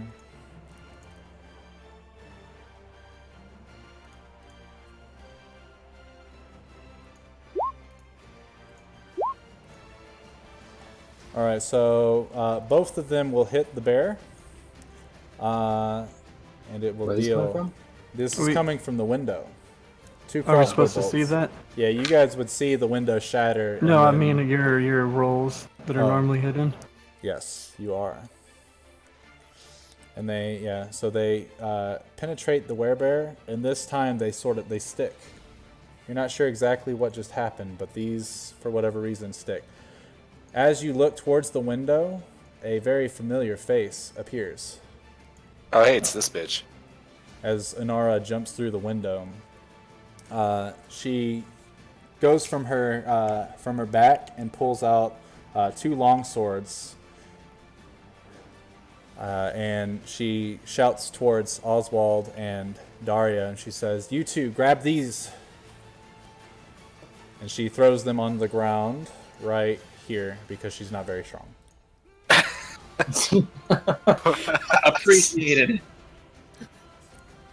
Inara has joined the fray. Should I pick up both of them and throw the other to Oswald since I actually have a throwing arm? I would say you could do that, yeah. Alright, so now we go to the top of the round with Butcher in the gang. So Butch makes his con save at the beginning, correct? Or is it at the end? For your ignite. Lem- At the beginning of the turn, so after he takes the burn damage, Okay, so he takes 4 burn damage, and then he rolls, and it's a DC 16, yeah, he has to pass DC 16. and he rolled a 22, so he is not ignited anymore. He shakes it off, and then he looks down at Firo. "We only want your head." And he moves forward. Jeff, if you want to opportunity attack, I think you have a sword. If you I want have to a- try it. Oh, did you pass me a sword too? Huh? Are you saying they passed me the sword? No, you don't. You can just I attack thought you because had a he's moving sword away on from your me. person. I mean, I have a dagger and I have a Because you don't have war mage. quarterstaff. No, I have a quarterstaff and a dagger, but I'm not wielding Yeah. a quarterstaff. I mean, not the dagger. You can punch him if you want. I mean, can I hit him with that quarterstaff? I would say that, yeah, your quarterstaff would be out and you could smack him in the face. Okay. It'll, yeah. So it'll hit, but it doesn't seem to phase him at all, as if it was immune to what you just did. Okay. Simple wood is not the trick. Anyway, he rolls up to Furo, and he is going to make 3 weapon I'm gonna attacks. use my reaction to impose disadvantage. Okay. So let's see. It says on the Miss- attack roll, so I guess it only count for one of them. I don't know. I don't know if I could use my shield for like his entire attack action or not. It just says disadvantage on their attack roll. Let's see, just disadvantage on the attack roll. That's a tough one. For now, I'll rule it as it will only affect one of the attack rolls, since it says specifically disadvantage on attack roll, as in singular. And then we'll research it later and see if it's the whole thing. And if it is, we'll go with that ruling later. But for now, yeah, just one attack, which will make that one miss. Otherwise, it would have hit, so that's a good. And then that one missed. and then he will hit with his second battle axe strike, or his third battle axe strike. So you watch as Butcher comes up with his battle axe. He goes in to slam it, coming in from a right angle, where Oswald will hold his shield above him, making him miss as it swings wide. As it's moving forward, he's already turning with his horn, and he goes in to try to pierce Firo in the chest with one of his horns, which Firo instinctively sort of steps back a bit, making it miss. And then he comes back in with the momentum of his axe, swinging from the left side, this time making contact and smacking Firo for 12 damage.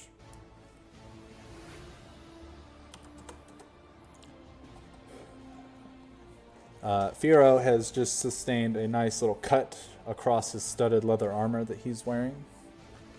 Is it studded? Yeah, it is studded. But there's minimal blood leaking from it, and Butcher snorts as you see a little small puff of steam come from his nostrils. The rest of you don't have to die. Just give us Firo.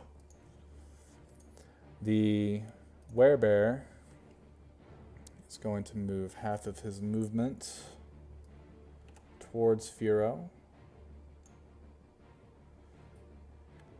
Also attacking him just one time with his great axe, which misses. The boars, seeing the new person join the fight and sort of taking into account everything that's going on, they are going to try to thin out the ranks of everybody. And this one is going to charge forward towards Onara. And because it moved 15 feet in a straight line, it will do extra damage on this here attack. Let's hope it's not too much. Oh dear. Oh no, did you fucking kill Inara? Did I just kill Inara? No, she's not dead. So while you were gone, Yeah. Right? Inara was doing great, but then she sustained 34 damage from Jesus. one That's attack. Fucking serious. Yes. And then she has to make a Constitution save. Where did I put her sheet? I think I need a third screen.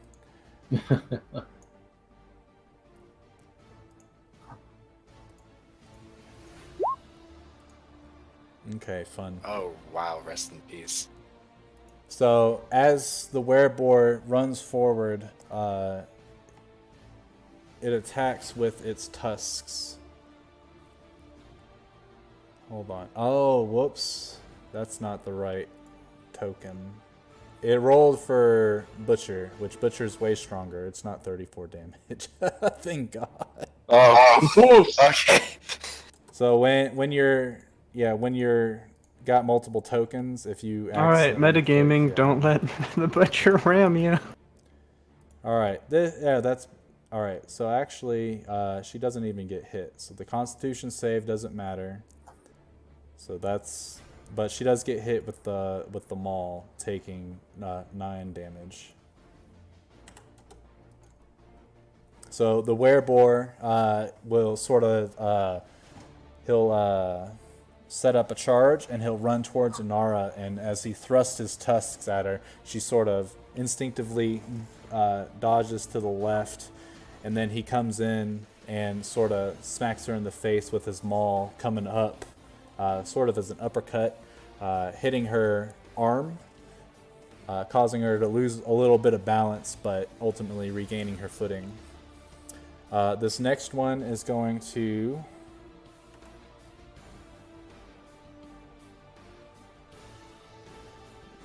gonna charge towards Oswald, and he is going to attack you with his tusks first, which hits you with a 23 and then he's going to attack with his maul as well, which will miss. So you'll take 11 minus 3, so 8 damage from his tusk, and I need a Constitution saving throw.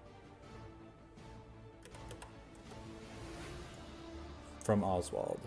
Yeah, All right, so I'm gonna be making 2. Just the Yeah. the second one for my rune. yeah, so both of those succeed, so you're good there. Why did he not?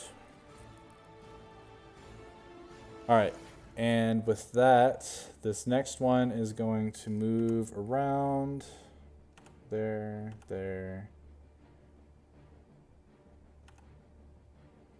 He's going to move right there and attack Furo with his tusks and his maul, which both of them miss. As Furo dips, ducks, dodges, dives, and dodge. The 5 Ds of dodgeball.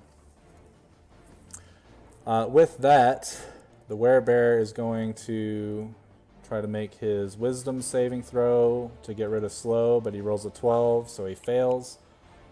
So he is still slow. And now it is Dario's turn. Okay. So I got some options here. So I'm assuming those, what's the X again? They're swords? Yeah, those are 2 swords that Anara threw down. One of them is a short sword, the other is a long sword.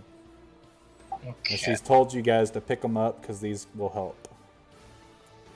Alright, so... if I wanted to throw one of them across the room, what would that take? I would say it'd be a strength check to see how far you can chuck it. And then a dex check on whoever you're throwing it to see if they catch it. Alright, also, would that take up all of my actions? Would I be unable to attack if I did? I'll say it's your free action to pick up the short sword and toss it. Or toss the long sword. Okay, I guess that's what I'll do. Do I have to walk over to the X, or can I get it from... I would say walk over to the X to make sure you're able to snag it for the free action. Okay. So, and then you're going to chuck it. Who are you chucking the long sword to?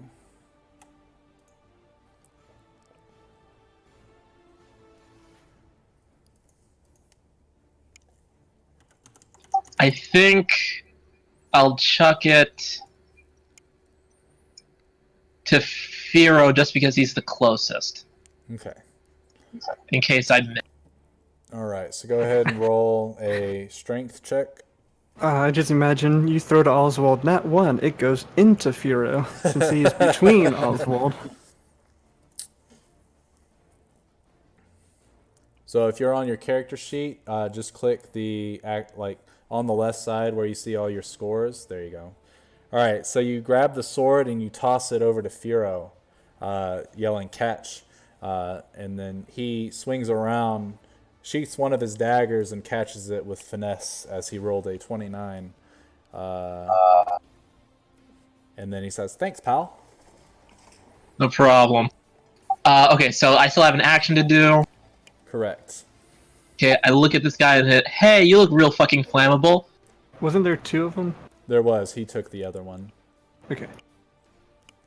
Unless Oh, if yeah. you want to throw both of them, then that'll be your action. Yeah, I could throw the other one because I have fire. Can I throw the other one too? It'll be your action to throw both of them. I'll get you a little later, Oswald. Just give me a second here.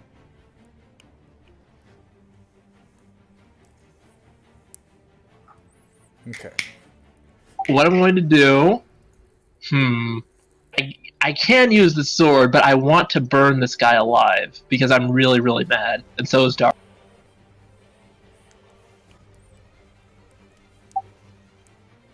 Okay, I think I'll use the sword. Can I use the sword? Yeah, definitely. Roll a perception check real quick.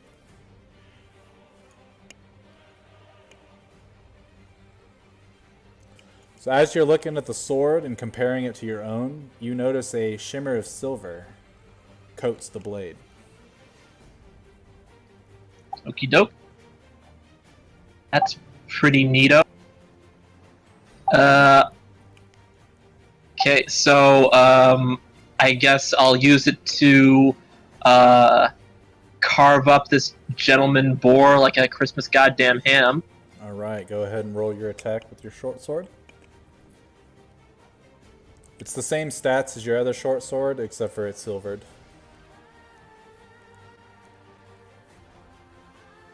All right, that'll hit. Okay, then and I can do some other stuff. I can do a double attack, right? Yeah, you can attack twice with the sword, and then you could do a bonus action and a key point to do flurry of blows, or just a bonus action just for one unarmed strike. Monks have a lot of things they can do. They're pretty complex. Yeah. In So combat. yeah. So just to clarify, can I? Okay, so I've taken my attack, and if I use a key point now, I can use flurry of blows, and then use a bonus rest is action. your- Can I do attack again with a normal sword attack? Mm-hmm. Okay, so I attack with the sword. I use one key to do flurry of blows. Then I attack again, Correct. and then I use another key to do another flurry of blows. Yeah, so now you'll do 2 unarmed strikes for Fury Blows.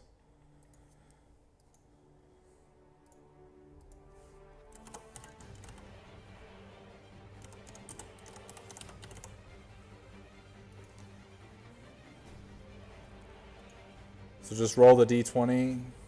Oh, I haven't. That's not properly set up yet. Okay, and roll it again. Okay. And then roll the d6 for the one that hit.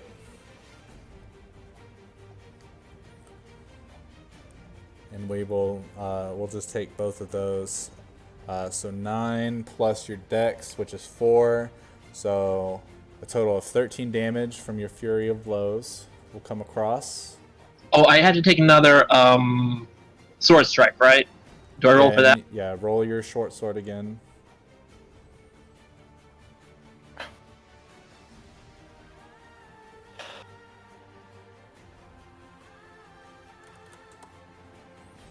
That will hit. And this time, so as you carve down his chest with the silver sword, and then you go in for 2 quick punches. One of them you sort of fuck up and really like aim high for whatever reason. You caught off balance. The silver sword that you've got now is a little weighted compared to the one you're used to wielding. But you quickly regain your footing, and then as you compose yourself, punch him right in the face, or right in the snout, as you notice blood starts to dribble from his snout, and he starts to spew blood as he snorts, trying to clear his nose. You probably broke his nose just now, but you're not really sure. But it seems that whatever wounds you caused from the sword are still there. So the 2 cuts that you just carved into his chest remain open. Baller. Do you want to move, or are you done? Have I killed this boar? You have not killed this boar. Then I'm gonna stay right here. Okay. Jeff, your turn. It is my turn. Okay, I'm going to cast Grease. Grease. Grease has a 10-foot radius. Let me pull the page up. Read it.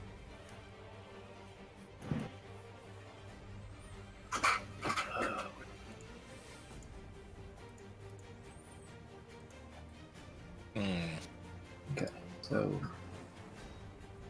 that's a 10-foot radius. I'm gonna put it right.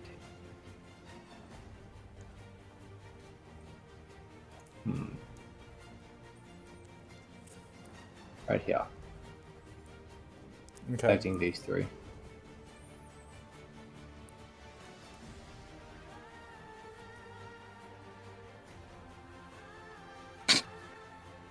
That's it. I can't really do anything else. John Madden. All right. Run You, away. They have to do a dex saving throw or fall prone.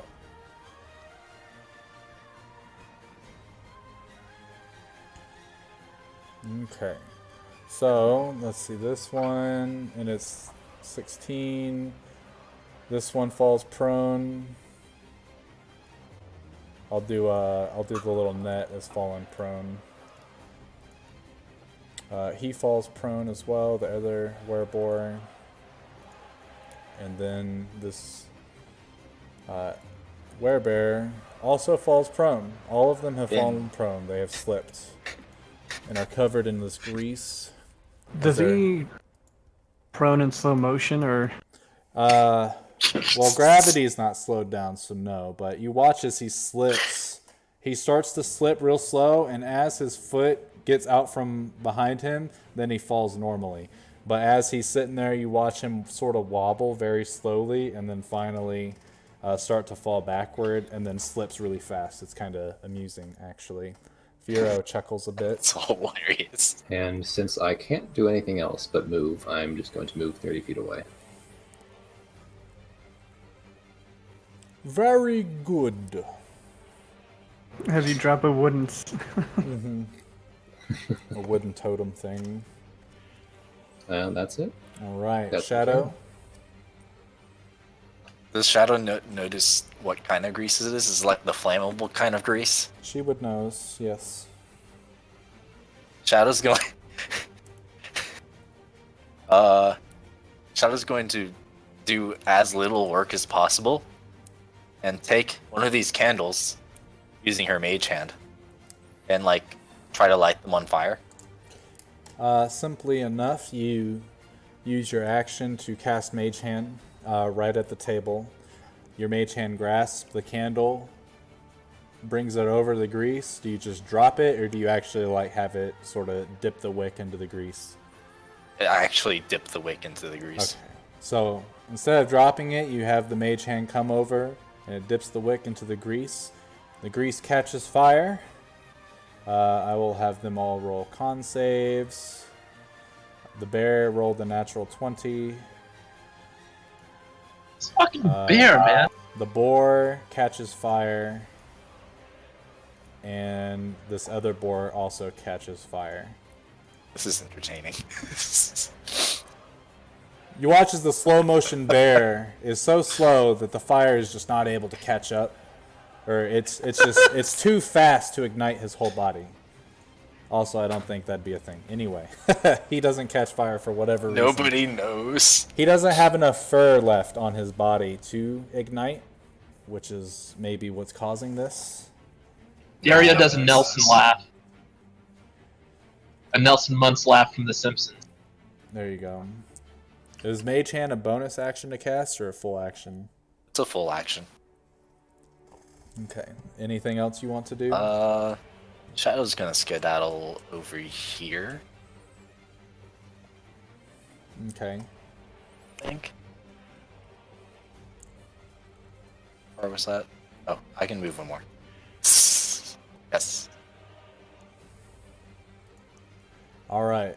Next is going to be Firo. So Firo holding this longsword in his hand. All right. Let's give this a try, shall we? He's going to look at the boar that's next to him and attack that boar with this longsword. I got to pull up his sheet.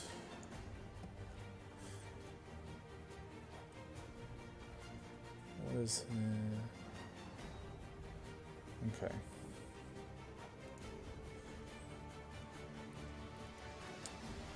So he goes in for one slash and misses, but then goes in for another slash. Actually, no, he's got advantage because he's prone. He hits with both of them. One of them crits. Epic. So you watch Firo. He takes the first strike and just slashes with it, and then he goes in, grabs it with both hands, and plunges it into about where the heart of this boar is.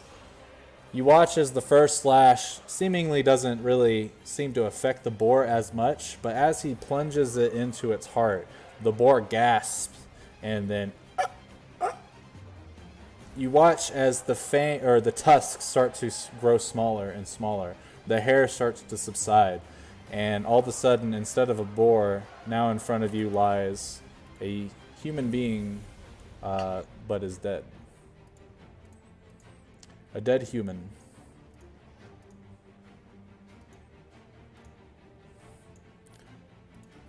Wah, wah. I don't want to upset anyone for the future, but Fiero's sneak attack damage is why that man died. He did a total of 64 damage on that strike. Oh god. Good sneak attack? Yes. You can Oh, he's that kind of rogue. sneak attack in the middle of combat? Yeah, if there's an ally within 5 feet, or if he has Or he advantage has on the attack, advantage. which he has advantage. I'm about to say ally within 5 feet, like who's this ally you're talking about? But yeah. But yeah, advantage, and if he's unseen, obviously, there's another way. Yeah, so that was his attack. As he has the sword plunged, he looks over at Oswald. All yours, pal, and releases it, keeping it into the humanoid's chest as he draws out his dagger to defend himself a little bit better. That will end his turn. Nara is going to use her bonus action to disengage, as she normally does. Whoops. You know her so well. She's going to run behind the bar between these two ladies. Excuse me. And then she's going to set up her crossbow, and she is going to shoot at Butcher.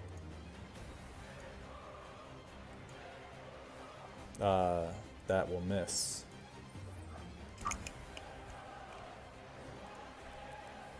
As the crossbow bolt flies straight past, it hits and penetrates the wood right above the door on the other side of the tavern. She then sort of ducks down behind the bar, trying to get a little bit of cover. She will end her turn there. Oswald's turn. So what would it take for me To get the if I sword, were to grab the sword? a free action. So yeah, I'm as gonna a free try action, something you out can first. grab the sword if you'd like. Can it be a free action at any point in time, or like would I have Yes. to do the no? Okay.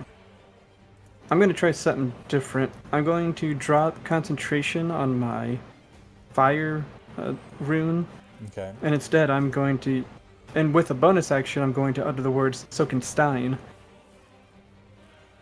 And that when I hit a creature, it'll have to make a strength check or be prone. Okay. Let me check what that. I'm Should guessing be it's going to be same the DC 16. Yeah. Any DC you ever do should be the same for all your runes. But yeah, so I will swing at the butcher.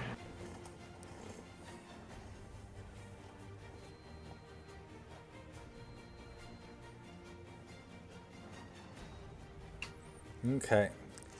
And that's with your regular sword? Well, I have to because that's Yeah. the runes on that weapon. Okay. So that will hit, and it will try to make its save. Strength save, right?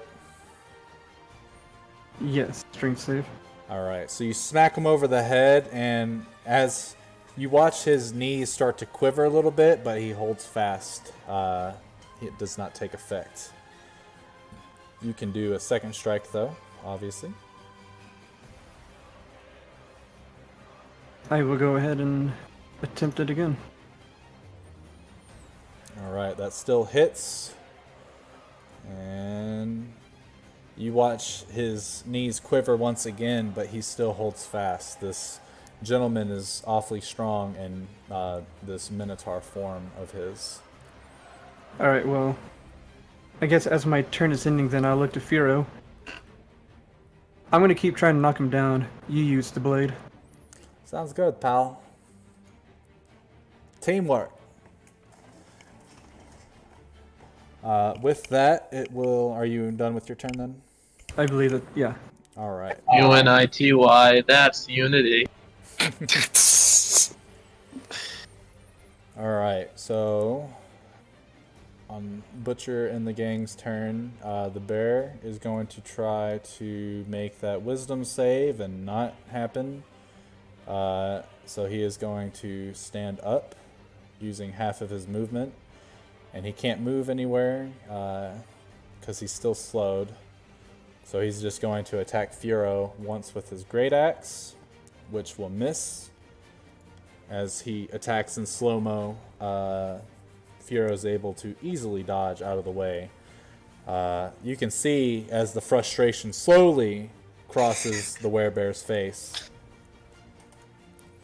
The wereboar is going to take a d4 of fire damage for 3, as the grease is still catching fire on his skin. He is going to use half his movement to stand up, and he will attack. He'll attack Oswald with his tusks and his maul. He misses with his tusks. So as he misses with his tusks, you instinctively sort of duck. As you do that, he comes downward with his maul, smacking you right on the head. He rolled a natural 20. And that will be a total of 23 damage. So, alright. And he smacks you on the head, and you sort of use your hand, and you're like, that'll fucking sting in the morning.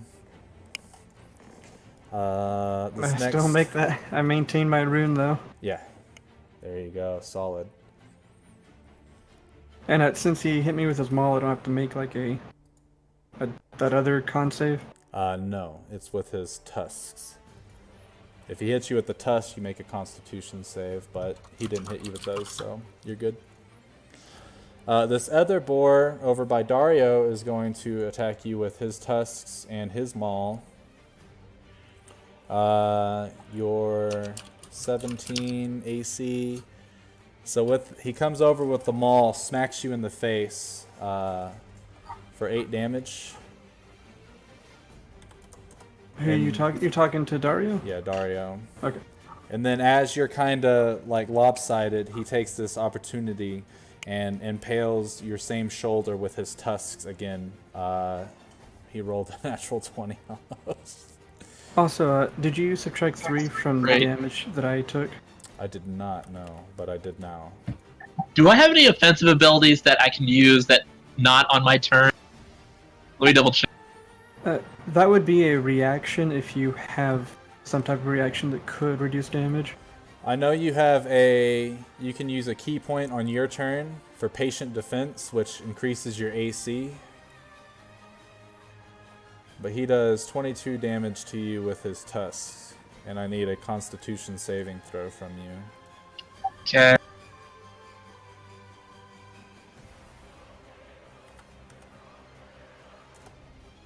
Okay. So as these tusks sink into your shoulder, you feel the whatever burning sensation is spreading even further throughout your body, through the shoulder wound. The rest of you all look over towards Dario, and he's not looking good at all. He is notably hurt. Oh, so like dying, not looking good. Okay. With that, it'll be Dario's turn. Is there any indication of how hurt this dude is? Like, if I unload enough garbage onto him, can I end his existence? After looking at the one that just died, compared to this one looks to be fresh. Great. Give me a sec. You could use an action to disengage, so it won't provoke any attack of opportunities as you... Yeah, I'm gonna do that. Yeah.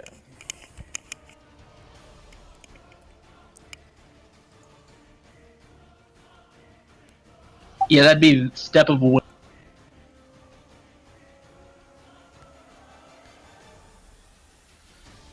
So I can use one key point to take the disengage or dash action. This bonus action on my turn. Jump distance will be doubled. Okay. So Yeah, because then you can still attack using your attack action. So go ahead and subtract the key point, and you can move your 45 feet. I think your searing bolt, though, is a 30-foot range, so just be mindful of that. Yeah, that's the thing. This is okay. So where do I put myself? I don't want to be behind. Well, do you want to attack him first since you used your key to allow disengage? Yeah, you can attack him and then roll out as well. Yeah, I think I might do that. Yeah, it's okay. I'll do that. But I guess I'm not going to use flurry of blows or anything like that. No, that would take your bonus action. Oh, wait. Okay, so I think I have another thing I want to do. Okay.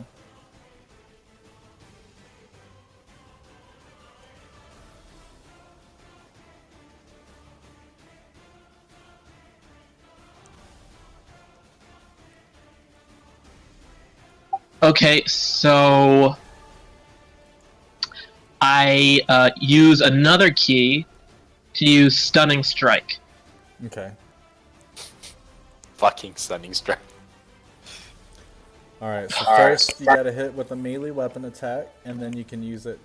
So right now it doesn't happen just yet. Go ahead and roll your short sword or an armored strike weapon attack to hit him. Isn't he holding the longsword if he wants to use that one though? Yeah, that's what I was saying. He's got a short sword. He tossed you guys a long sword. Oh, okay. Yeah. Alright, so that will hit. And it will do 7 damage to him. And then he has to roll a Constitution to save against Stunning Strike. Yep. I definitely know that that is below your save. So he is now stunned. Okay, I will run my balls off. Well, you still have your second attack you can do against I him. do, don't I? You do. I guess, I just attack him again. Is that fine? Yeah, and your attack will have advantage on him. Because he's So stunned. Okay, so I roll again or something? Yeah, roll your short sword again.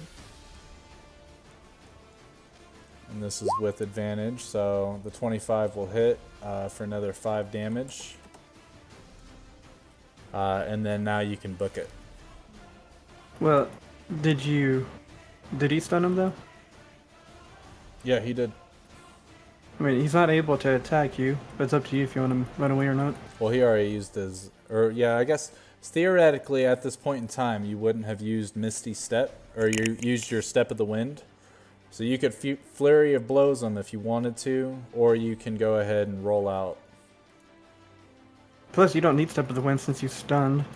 He can't attack you if you do move Okay, away. so I don't use Step of the Wind, but I still run my balls away. Okay. Yeah, because since he's Yeah, well, it stunned, makes he sense can't to- take yeah. actions or reactions right now. So we'll use that one. He is stunned. Book it this far. Yep. Is that fine? Yep. That's 45 feet. Make sure you gave your key back if you already deducted it for Step of the Wind. Gotcha, thank you. Yep. All right. So that is Dario's turn. Jiff. I am going to cast Firebolt onto the werebear, because the werebear is still alive. It is very much alive. And can I cast this at a higher level or no? No, it's a cantrip, but it misses. Yes. Okay. And I don't have any more luckies for that. Well, it's not even for attacks or mine. Yeah, I'm good. That's what happens. All right, so you cast a firebolt, and as you're casting, for some reason, like you're distracted for whatever reason, and all you do is make sparks come out of your fingers that only go like 5 feet in front of you. You're not really sure why that happened, but then you sort of snap out of it, and you're like, okay, Jeff, whew, calm down. Marriage isn't happening just yet. We're good. If you want to move, you can. Otherwise, it's Shadow's turn. I'm good here. Shadow's going to cast Chromatic Orb against the horned one. Okay. Flanking that one. Yeah, With Butcher. fire. Okay.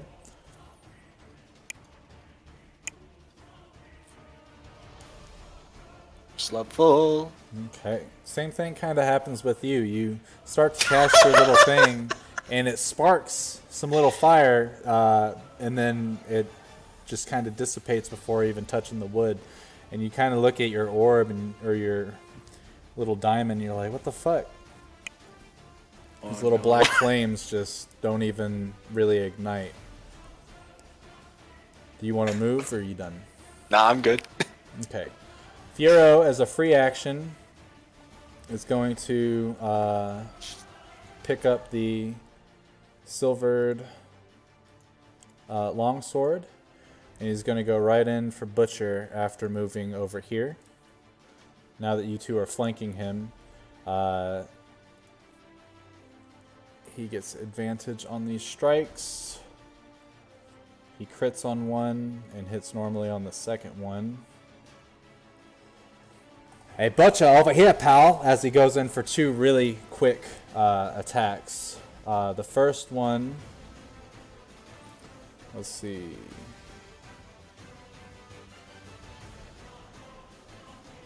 That's a lot of damage. I need a calculator.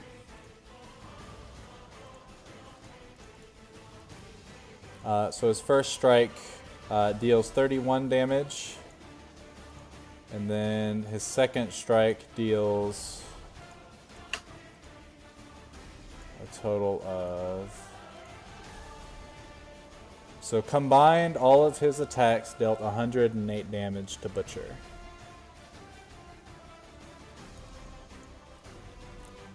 As you watch majestically as Fiero carves in a penis on Butcher's torso. Oh, he's one of those. Okay. He's one of those. Amazing. Butcher is looking very, very hurt. Dario tries to shout classy, but coughs up a little bit of blood. Classy. Exactly, thank you. With that, Fiero will end his turn. All of the gentlemen will now be sort of maneuvering to get in the way of these little boar dudes to try to prevent them from escaping or anything like that as they Oh, notice meat the shields. tides of battle turning. They hold their action, they take the dodge action, all of them, because they know that their weapons do nothing, and they're being smart about it. With that, it will be Inara's turn, who is going to try to shoot Butcher and miss. 3. I don't know why whenever I play Inara, she always just rolls complete shit. That's not even the bad part. It's that fine, one, we that one, appreciate that the one. swords. You're doing great, sweetie. That's true. 3 nat ones in a row. I didn't choose this life. You can call me Will Wheaton only when I play Inara, though. She will frustratingly end her turn. Next is Oswald.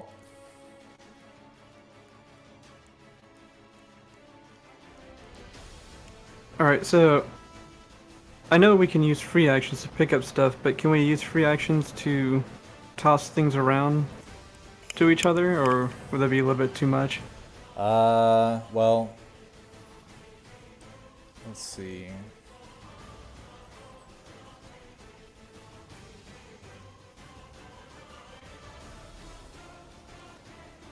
I would say, if you go over to Fiero, you can use your free action to get the sword from him, since he's holding it.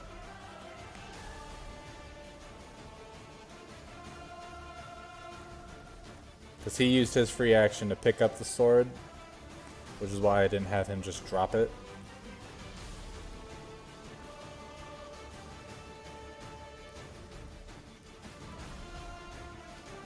Alright, so...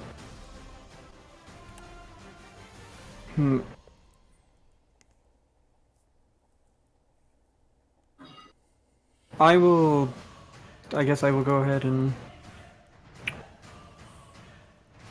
run next. Or let's see, I'm gonna have to provoke an opportunity attack if I do that.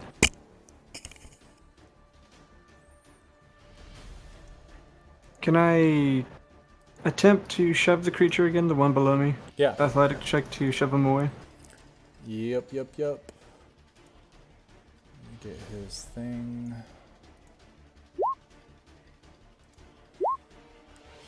So he fails against that. Do you want to move him 5 feet away? Yes, and then I will wrap around the butcher to the left. That way I don't get too close to the werebear. Cool. I will. That should be 30 feet. Yeah, Or you within you 30. can Yeah. you can make it to him. It's actually 30 feet to wrap around, assuming that's how it works since he's taking up 4 tiles. Yeah. Hold on one second. Scene. Do y'all see this when I let go? Yep. Like, did he shift? Yeah, he moved. And it showed the path that you took, so. Alright, so you move over there. Firo holds out the long sword for you. And you take it from him. I will, as I grab, I will slash as best I can. Okay, that'll hit. That'll be 13 damage.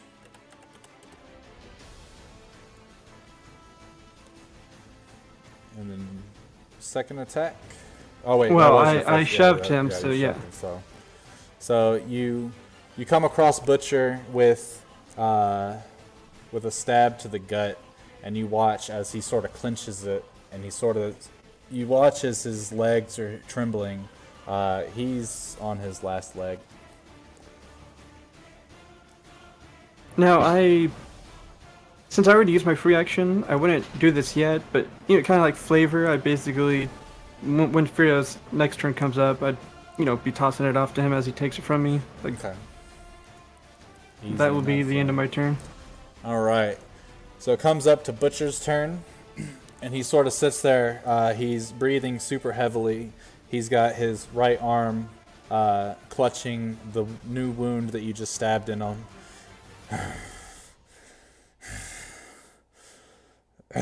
Firo, you will die, not by my hands, but you will die!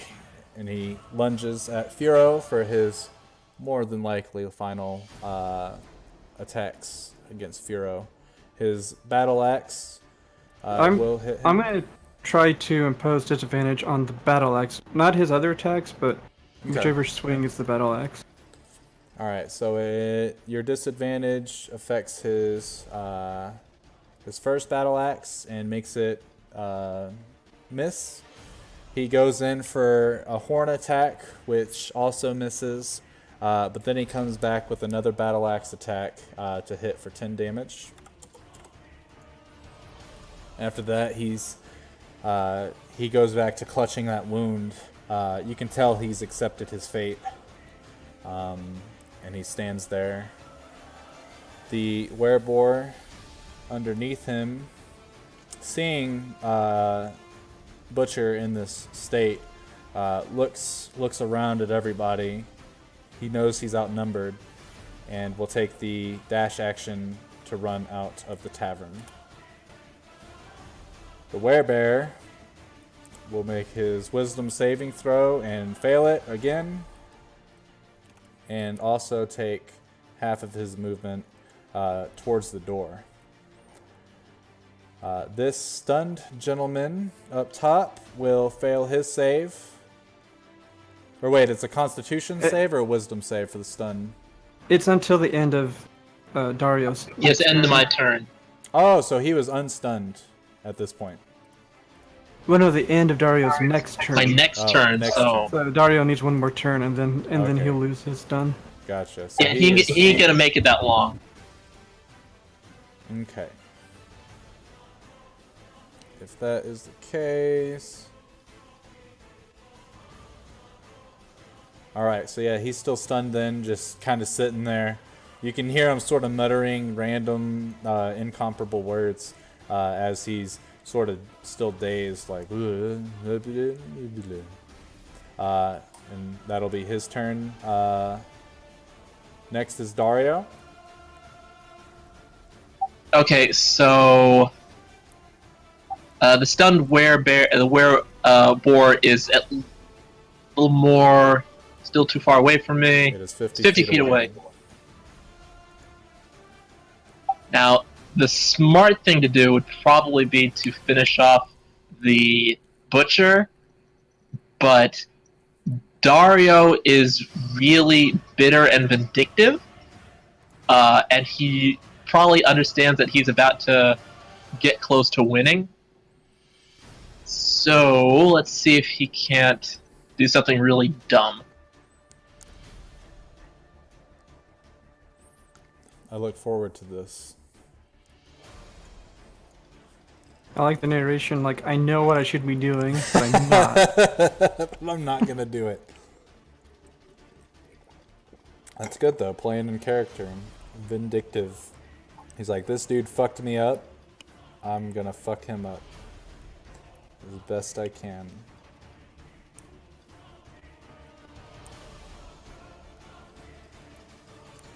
So what That's is what- Dario doing?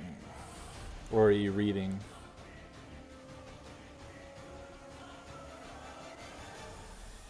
will I can assume hear the him silent- talking to himself, but Yeah, I can't hear anything he said. I'm You moving can close hear through the enough. floor? I'm moving close enough to do. Can I walk on the bar? Yeah, I would say that your monk training has allowed you to walk on a large bar stand pretty simply. And you still have 20 feet of movement after this, by the way. A pole appears in front of you. Yeah, I have no intention of getting any closer. Also, I logged out of the game by mistake. 1 second. I don't even know how I did it. I also have no idea. that's talented is what it is. That is- Yes, great. But anyway, so what I'm gonna do is, I haven't fully loaded yet, but what I'm gonna do is throw out the Hadouken, my Raging Fire Fist, and then I'm gonna use a key point to throw out a couple more, and then I think I can still do like a double attack. So I'm gonna do another Fire Fist, and then use another key to use another couple of Fire Fists. So I'm gonna throw as much magical Goku at this motherfucker as I can. Okay. Well, I know that you can throw 2 of those things for sure. I don't know if you can do any more than that because your flurry of blows is unarmed attacks, not your searing fist of doom. 1 second. Let's see.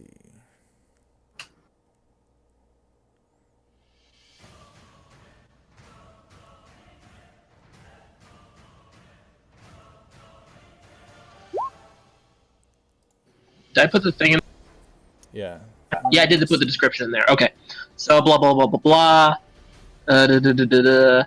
When you take the attack action on your turn and use this special attack as part of it, you can spend 1 key point to make the special attack twice as a bonus. Okay, there you go. Yeah, so you can do the special abuse for. So you could technically Yeah, so you can do throw 3. I think it's 4 of them because it says you can do Well, 4. that's a bonus. That means he could turn. He can only do 1 with a bonus. To make the special attack twice. Okay, so yeah, that's 3. Three bolts of radiant sunbolt energy for a key point. So go ahead and roll that 2 more times. And they have advantage because he's stunned.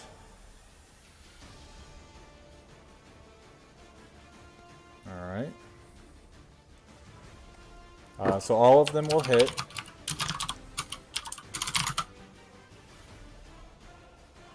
So you do a total of 21 damage to this poor boar.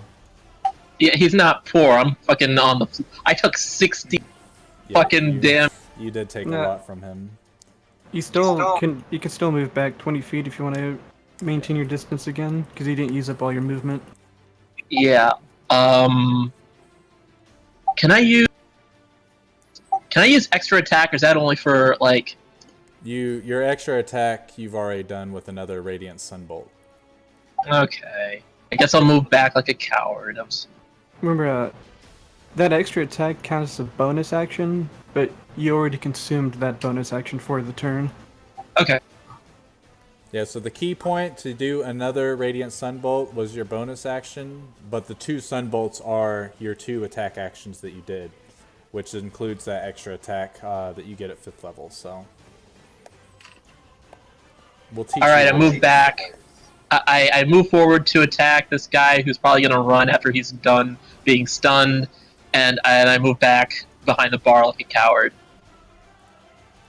Okay, so, yeah, you see Dario jump up on the bar, very finesse-like, even in his current situation, since he's not looking all too good. He runs to the end of the bar, and you watch as his fists start to glow with a golden radiant energy. All of a sudden, he makes 3 quick attacks in succession, sending bolts of radiant energy towards this werebore, and it smacks him in the face. Almost as if he's right in front of him, punching him multiple times, and the werebore just takes all of it. And then you see that he's still stunned. If he wasn't stunned earlier, that this probably may have stunned him as well, for it was very flashy, literally. Then Dario, knowing that he is on the verge of collapse, walks back to take a safe stance. Yeah, I guess that's true. You watch as Vegeta... I'm just joking. You end up being like level 15, considering how many they throw. True. Right?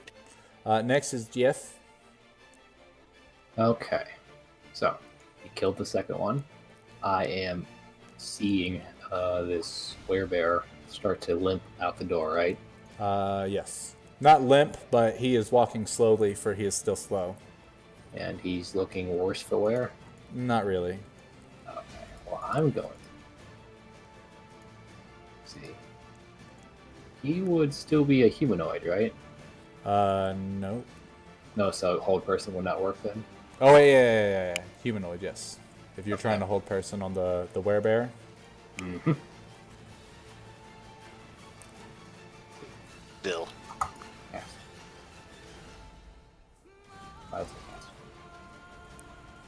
Cast your spell. It's not. Oh, there it goes. All Wait. right. Hold on. Wait. Actually, I consumed the key for that line, by the way, so I have 1 key left. Awesome. Not that it matters, since we're about to win. So you think. I mean, it could. Oh, no. It could matter. All of a sudden, 50 goblins pop out of nowhere. Also kidding. Oh no! Fucking goblins again. no, yeah, but that's all I do. I try. They to had hold person decided on to take over Crying A Storm. hold person. So he's going to Yep. try to make a wisdom saving throw, and he fucking fails, so he is locked in place. Okay. We'll use the little wrench. I am going to move. And this is concentration, just so you're aware. I will put a little green dot for concentration on your We're HUD. using green dots. Oh, you have I am. yellow. You'll use yellow. Keep it consistent. What are you concentrating on? Your dog that's dead? No, the fucking slow spell. Oh, yeah. Oh yeah. Oh, yeah. That's it. Okay. With Jeff's turn done, it is Shadow's turn. Another chromatic bolt at Bighorn guy. Okay. Natural 1, please. I mean, roll your attack, please. Alright. Hey, that's not a natural. It's good. So you do your chromatic orb. You... Yes. Or, how do you want to do this? I'm sorry, what? Are you serious? Yeah, how do you want to do this? What's he look like right now? He is bloodied. He is got various wounds across his chest. One of his eyes is kind of closing because he's drifting in and out of consciousness, like very briefly, as he's trying to just hold it all together. All right. I scream. I know what I want to do. Okay. So, Shadow's going to take the little fireball or whatever, and she's gonna aim it at his head, but she's gonna do it's in such a way that it, like, sort of, you know how when a basketball goes down, it's like spinning on the rim, Yeah. like that, but with his horns, and then once he's like a little bit dazed by that, smack him in the face with it. All right. So like come back around and hit him. Okay.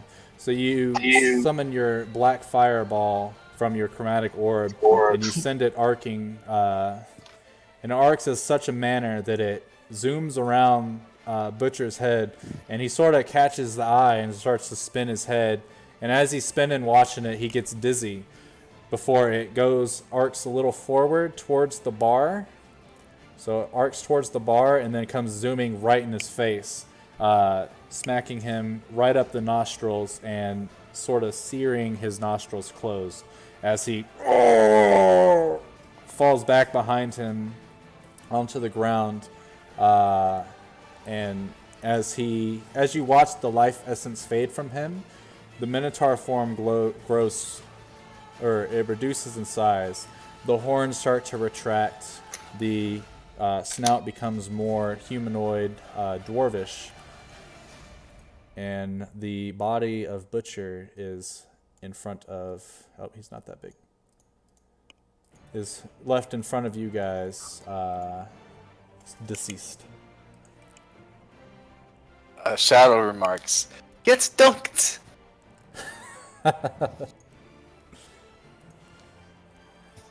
All right, is that Shadow's turn? Yes. Okay. So Firo looks over to Oswald and says, "If you would please, the sword." Yep. I proceed to give him the sword. You hand him the sword, and then he's going to, in the blink of an eye, teleport in front of this wereborn and be like, "You hurt one of my friends, my new friends. You're going to have to pay for that one." And he's going to make a bunch of successful attacks against this werebore. Both of them hit. And I don't even need to... Actually, it's not sneak attack. Never mind. He does not kill him just yet, but this werebore over here is on the brink of death. Now that you look. Dario definitely can see that this werebore is about to die. Dario's not shook up about it. He's pretty fine with everything that's happening as far as the boar's imminent death is.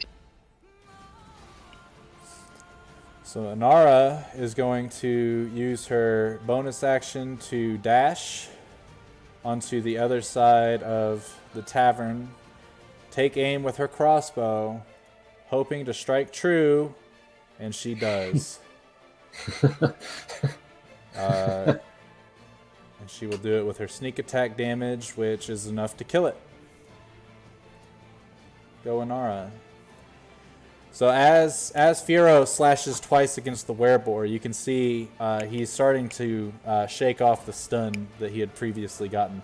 Noticing that he is in dire need, his body starts to turn towards the window before Inara instinctively slides across the bar, runs towards the table, slides, and as she's coming off of the table, she releases an arrow that you can see gleaming with silver as it pins the werebore right in between the eyes, and it falls over dead. And then she has a seat on the bar stool. Oswald, it is your turn. There is one enemy, and he is currently held by hold person. Well, I know that the one guy ran out, so technically he's out of combat, but it's only been one turn, so he wouldn't have...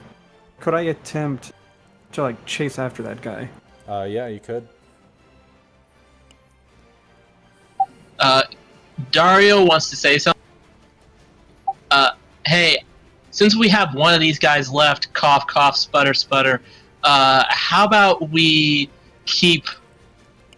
question this guy? Because I want to know what all this is about. I know that, friggin' I think that's too much for the McGee middle over- of combat. Yeah. Yeah. What? How does speaking work in combat? So every round of combat is 6 seconds. Yeah. So I would say that you'd be able to talk for 6 seconds, which would be maybe a sentence. And should that be Okay, so is there a way for us to like incapacitate him in a way that we can hold him for questioning? Are we the fantasy police? You can do non-lethal damage. You can roll for that. Yeah. As of right now, you guys have him held. Yeah. I'm sure there's rope and stuff that you can tie him up with. Yeah. Wait, I don't have fucking rope? Do you not? Oh, wait, never mind. I do have rope. Oh! Well, what I was going to do was I was going to drop concentration on my current rune and utter the words Higa Vind To be able to... on my feet, which would double my movement speed, and I would have booked it out of the bar, attempting to chase the one that ran away. Okay. You can do that. So go ahead and... Let's see. I need to give you a yellow thing. Whee! So your movement speed is now 60, and that was your bonus Correct. action. Are you using your action to dash? No, that's technically a regular action, so I can't dash this Okay. turn. But, But you can move 60. However you want to play it out later, I could basically be running up to 120 feet Yeah. per turn. So Depending as on how much I your need to chase him. as your runic energy, it's on your boots, isn't it? That would technically be my body, so it'd be on my your feet. body. Yeah. So no one can really see this, but you know that your feet start to glow. At least the runes that are inscribed on them, and you hop over Butcher's dead body, and I believe you're able to make it outside. Yeah. So you make it outside, and as you exit the tavern, you see the werebore is trying to make it down an alleyway, but he's still in the middle of the street, just about 10 feet in front of you as you exit the tavern. So he's not that far because you were able to react so quickly. So we will say that you're outside, but even further than that. And as we end your turn, it would be the werebear's turn, which he makes that save. On his- right. What's up? Before my turn ended, could I technically, as I'm running with the free action with the stone, be like, I'm gonna grab this guy. Help me when you can. Yes, you could do that. Let's see. At the end Oh, of each and of Shadow the- hears it, doesn't she? Yes. Yep. And Dario, because you all have sending stones. Dario's gonna chill behind the bar for a little while. 'Cause it might tucker it out. So the werebear isn't able to do anything, but he makes his wisdom save to try to break the slow, which he does. And then he's going to make another wisdom save to try to break the hold person, which he does. He's booking it. Hey, Okay. I'm not concentrating anymore. Yeah, neither of you are concentrating anymore. He rolled an good 18 roll. and a 20. Okay. He's determined. Yeah, so now he is fully comparable of what's going on, but he is done with his turn. So next is Dario. 'Cause you all aren't out of the woods yet. Okay. And So so do- I don't know if you know, but you can move and then you can hold your action for if something happens. So like Okay. you could move, say, near somebody and be like, I want to hold my attack action for if this guy gets close to this dude, and then I'll attack him. Or you can use your action to like dodge, which will give you it'll give disadvantage to attack rolls against you for that turn. Did you get that cheat sheet? I probably have. Okay, so what I'm gonna do is, I think what I want to do. Okay, so this bear is like on its last legs, right? No. The No? bear looks fine. Really? I thought it burned him up pretty good. I mean, you burnt all his hair away, yes, but he still does. He's not breathing heavy or anything like that. Okay. I think what I'm going to do is... Jeffrey, quit. What am I doing? You're making a big ass square. I'm not doing that. Yeah, you are. Oh, Martin is. Martin's black, you're gray. Y'all have similar colors by your names, so we need to change that.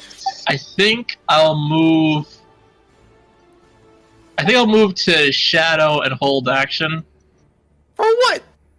I don't know. I don't want to do it. I don't want to That's get... an actual question. Like, what are you holding your action for? That's an excellent question. I have no idea. Give me a second. So Actually, I don't do that. You can move here, right, to this little bar stool, and you can cast your Radiant Bolt thing. That's only 15 feet of movement, so you would still have 30 feet to move away. And you can hide behind Shadow. Yeah, I'm gonna... yes, exactly. I'll do that. I'll do my Radiant Bolt. I'm only gonna do a normal Radiant Bolt, not the Key Enhanced one. Okay. So... Actually, you know what? No, wait. I'm gonna do my Key Enhanced one. This is a me. I do the Key Enhanced bolts. All right. And I'll roll it 3 times. Pop, pop, pop. Trying to go for the bear. That'll hit. That will not hit, and that will hit. Wow. So a total of 15 damage comes across.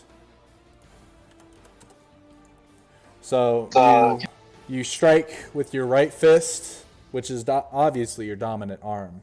It smacks the bear in the back. You go with your left fist, which arcs a little bit too high, just barely missing him, but singeing his ears a little bit as it moves past with the radiant energy. And then you go in for like a sort of haymaker as you curve the bullet and smack him in the face with the last one. Cool. I now run my balls off behind the cat. All right. Here is fine, right? It is fine. Next will be Hey, Jeff's how's it going, turn. Shadow? But before we do Jeff's turn, I need to pee real bad. I'll be right back. Okay. Yep. Same. So everyone take a 5-minute break. So how far was the one that was running away from you? There's only Also- like 10 feet between us, so Okay. if he keeps dashing, he can only go up to 60. If I dash with him, I can go up to 120.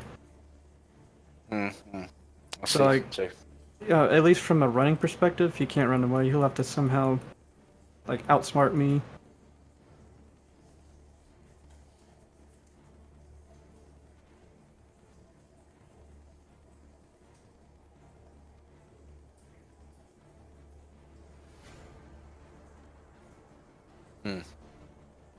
Do you happen to know if I would be able to see him from here? Can you see that? You can't. From here?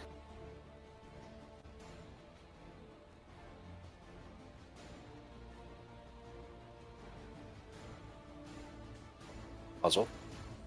Did you actually go to the bathroom? You fucking nerd.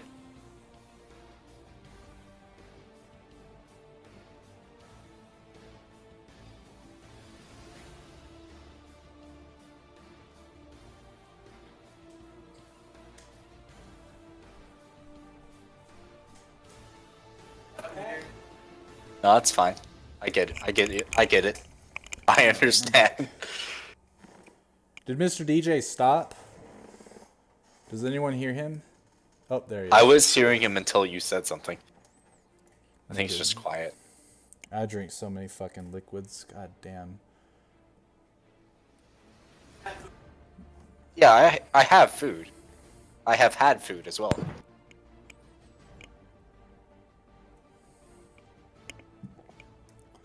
How is this battle music? It's pretty legit. I like it. I'm fucking upset though. The fan burst is down. Is it? Yeah. Well, it was like at least 10 minutes ago. I'm not sure if it's still down. Nope, it's still fucking down. I like the battle music, Brady, but I feel like you're long for the encounters, and then the music kind of gets repetitive after like the 4th time running through it. Noted. But that's just on our part, I think. Yeah, but the theme is good. The background theme. Okay, hold on one sec. I want to try something. Okay, I'm back on my laptop. So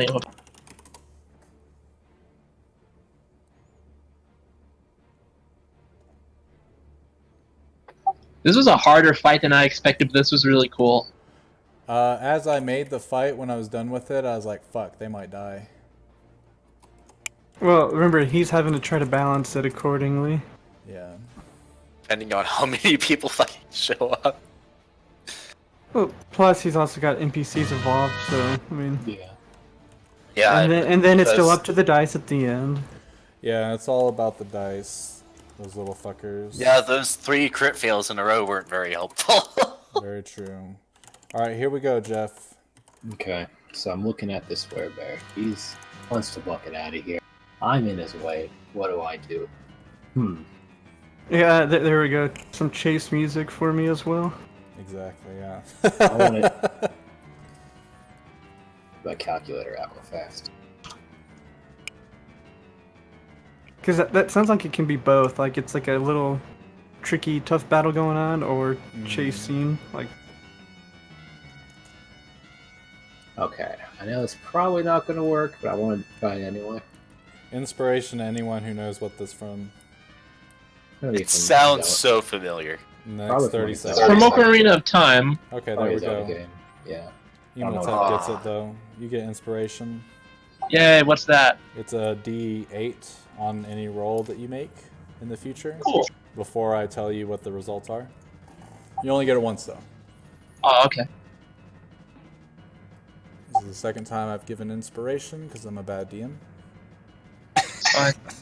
I'm also I- kidding. Don't think I've ever given inspiration. I don't think you've really had the chance to. It's probably fair. Oh, okay, I'm going to do it like that then. Ooh. Cool. Level 2. Level 2 cast of sleep on him. Level 2 of sleep. Cool. Cast it. On, The him. bear. Yeah. 10 feet, so just kind of... did it automatically cast at a higher level? I told it to, Okay. I didn't know how that... Like, I've never had to program a higher level cast. but I think I rolled pretty bad, so it's not going to do anything. He just do it to Yeah, considering he's in fine shape, he probably has way more than 15 HP. Total of Well, how many- it's 22 because of the higher level cast. Still not great though. Well, yeah, I mean, if he was still doing just fine, even with those couple firebolt damage, I would guess he's more than likely still got way more than 22 HP, but I don't know. So as you cast the sleep spell, you watch as little bits of dust fall over the werebear's face, and you watch as he's looking at these sparklies. He's sort of fluttering his eyes a little bit, and he lets off a big yawn, but then he shakes it off. Still awake. Okay. I'm going to get in front of the door. An honorable move. Right? I sacrificed my fuck? body. I guess I can't prep anything. Nope. So, real fast, when I cast a level higher, Yeah. I just take away the higher level spell Yep. like slot. Okay, so I So yeah, if it's a level 1 spell, but you cast a level 2, you're using a level 2 spell slot. Okay.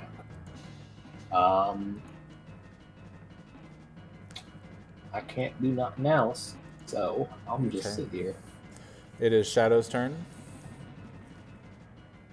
I see. What range does that have again? 60. Can you give me the... Yeah, there we go.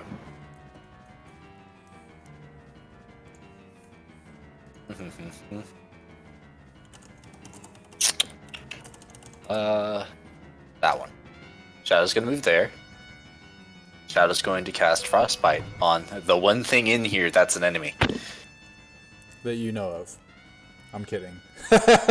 Jesus Christ!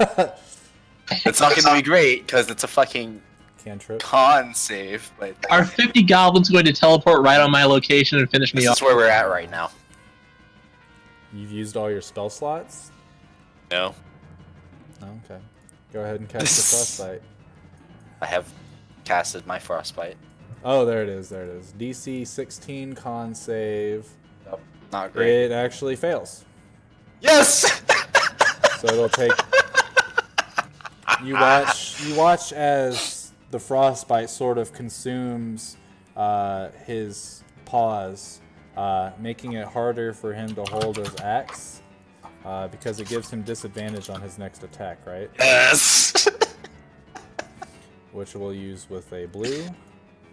So you watch So his happy. paws sort of coated in ice, and you can see him start to shiver a little bit as it's really cold. Next will be Firo. Firo turns around with his with the silver longsword and looks at the situation. Oh, you're not getting away that easy, pal. As a free action, he will teleport 30 feet and then walk up to the bear. This sounds fucking busted. Yeah, Dario's not sleeping on this teleport nonsense. Martin, maybe one day I will reveal to you all of Firo's secrets. But until that day, it is fair. He will attack the werebear with the the long sword, hitting both times, but no sneak attack damage because no one's around to help him out. At least I don't think he does. It's really hard to remember all this stuff. No, you're right.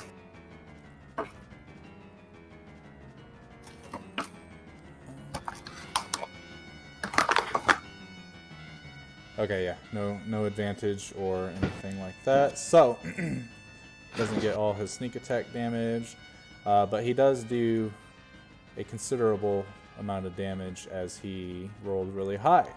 So he does 21 points of damage to it. Fuck.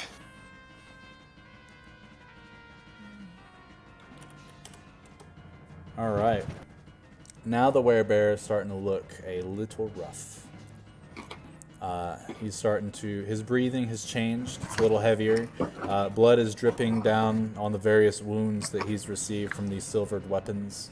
And he's not full of desperation yet. He can still put up a good, reasonable fight, but he's not trying to. Next will be Anara's turn, who is going to go this way, ducking across the table and taking a shot with her crossbow,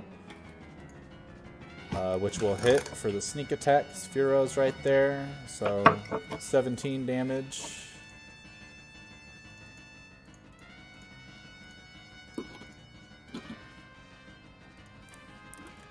All right. And she starts to load another crossbow bolt, but now it is Oswald's turn. The gentleman that you're chasing is right at the alleyway, about 50 feet in front of you. But you have 60 movement, so you'd be able to catch up to him with just your regular movement. Right, and then I would attempt to, I guess, grapple him. All right, so it'll be your athletics versus his athletics. He rolled a 7, so you run up to him. You sort of put your arm around his neck, put your other arm around his left arm, and sort of put him into a choker hold. And he's sitting there flailing his arms, saying, "Let me go! Let me go!" As You're not going anywhere, would be my reply. So, since I only had to use 50 to catch up, could I start attempting to drag him back? You can drag Or would them that back require 5 feet. checks? No. So when you have someone grappled, you can move them back with you, but it's at half movement. All right, well then I will And scoot right 5 now- feet yeah, right now closer it's back only to the- 5 towards the Yeah. tavern. Okay. So right now you're probably about a total of 55 feet away from the tavern doors, which are wide open. Jeff can see you. Firo can see you. Anara can see you. Shadow can see you. Yes. Pretty much everyone except for Dario and 2 of the gangsters. Yeah. Anyway, top of the round, He's going to try to break free from your grapple. So another athletics check.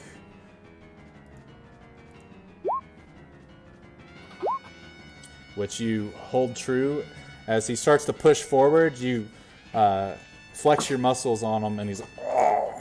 As you start to choke him a bit, he coughs as you release him just a fair amount to sort of conserve your strength, but you still have him. So he's going to... That would have been his action. He doesn't have any movement. So that is the end of his turn. The werebear is going to move right there. He'll take an opportunity attack from Firo. Firo gets 2 natural ones. Oh. Okay. Wow. Is he calling the sword and kill himself or something? No. But the sword... So he swings to the right, misses very bad, and then swings wide to the left, throwing these silvered sword over here. He's like, oh shit. It's getting a little sweaty in here, huh? I need to be... It's fine now. No one's on our A game today. Dario spits up some more blood. The werebear is going to look at Jeff. Move, puny human, or face the consequences. Consequence these nuts, Dario shouts from across the room. Fine. He is going to make a few attacks against you. Okay. He still has disadvantage though, right? Yeah. On one attack. Yeah. So the very first attack, he gets a natural 1 on his disadvantage. And it is just 1 attack. As he swings down, the axe gets embedded into the wood of the tavern, and you watch as the ice around his claws shatters. Nice aim, Freezy Pop. Yeah. He releases his axe and goes in to swipe you with his claws, which will hit you. Let's see. For 14 damage. Oh shit, actually hit him, sorry. It did. Oh no. That will end his turn. Okay. Oh, don't. I'm taking care of all the... Okay. Because if you click on your token, you see the green bubble. Yes. I'm just adding up instead of subtracting. It's a lot easier. Okay. So yeah, just put you back at full health on your actual HP. And Okay. with that, it is now Dario's turn. Is what Dario says. You guys listen to him sulk in the corner. Okay, This is fucking hilarious. I'm gonna move forward, aim the one fireball that I can do, and then run back again. You can By take the like way, this 2. whole table has caught fire. Just so we're all That's aware. fine. That one's on Dario. I remember. God. Yeah. That one's on me. I know Oh, you just probably didn't mean to, but that looks like 2 balls in a dick. Hey, I didn't. mean to okay. do So that. I'm gonna move. There, now it doesn't look as bad of a dick. Yeah, do your movement.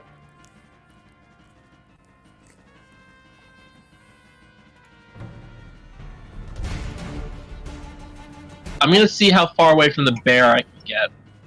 What's the range of your spell? Is it 30? It's 30. I want to try this one. You'd have to be right here. Or, I mean, this is how close you'd have to get. Yeah, and then you can hit them with your with 2 of your radiant bolts of boom. Your boom fist, Cool. because Doomfist is a shitty champion.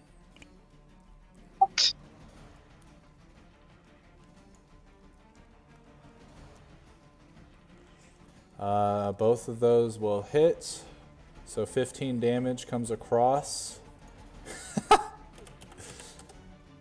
All right. I'm gonna run my balls off as far as I can, which is like 10. 15. Yeah, so... You No, got- he moved... Oh, did he move? I think he moved 35? 35, so Okay, you, so yeah, this 10. would be about the farthest you can go. Cool. I'll switch to the other seat. And have a seat. I'm just sitting, chilling out, relaxing all cool. I'm fine here. Shooting radio and balls outside the school. Exactly. Yeah. All right. So as you do your two quick, you do your 2 quick fists, and radiant balls of light hit him in the back, and you see this werebear shake his head real slow as he puts his claws up against his head, trying to smack himself awake. He is not looking good. He's on his last leg. As he's breathing heavy. Jeff, it is your turn. I wave my hand and say sleep. Do you cast sleep again? Yeah. And as you do that, the glitter falls in front of his face, and he's breathing heavy, and you watch as he breathes in some of the glitter, and this time and he falls over asleep. Okay. I look to Dari. I look to Firo? Yeah, Firo. I couldn't say his name. Say what shall we do with him? Well, I feel like we could tie him up and question him. I don't understand exactly how he's able to transform into a fucking bear, but that's something we definitely need to figure out. Okay. So he pulls out some rope from his bag. He's only got about 10 feet of it. Always keep some on your handy, you know? Oh, yeah. I'm sure there's more. Sarah, can you get us some rope, please? Yeah, also got some water. I'd really appreciate that. Oh, I mean, you can do the rope first. Gentlemen, put out that fire, please. And all these gentlemen will start to run when it's their turn to put out the fire. Yeah, sorry about that. I was kind of in the moment. Also, there was a bear in front of me that was a guy. I'm sorry. Dario's kind of coming down, and he's getting more composed and professional again. Cool. Do you do anything else, Jeff? You used your action. You got movement and. I want to step outside and see how far away, like where Oswald is. Oswald's about 55 feet from where you're at. Okay. I just want to run to help him. Okay, so you'll take your 30 feet of movement. You'll be about in the middle of the street, 30 feet away from Oswald. Okay. And I end my turn.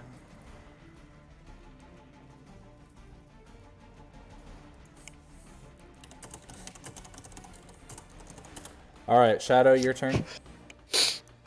So we're still in regular combat, right? Correct.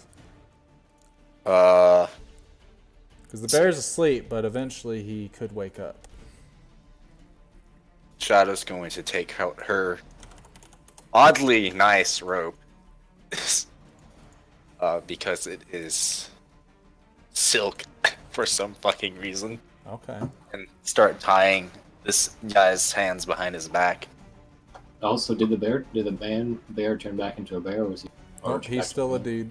Or no, he's still a bear. Okay. Gonna give it like a little bit of slip knot, so like when he invariably turns back into a human or whatever, we can just quickly tighten it. Okay. Noted. So, make a sleight of hand check to see how good your tying skills are.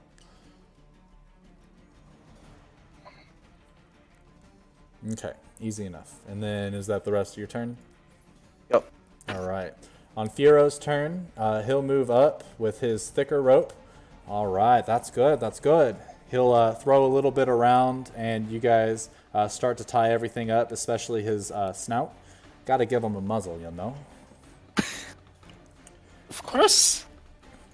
And then he'll do a sleight of hand check as well. Where is it? I bet he completely outshines Shadows. He rolled a natural 20, so. Holy shit. Yeah. Oh yeah, perfect. You see the werebear is all tied up. He's hog-tied with a nice pretty bow, pretty much.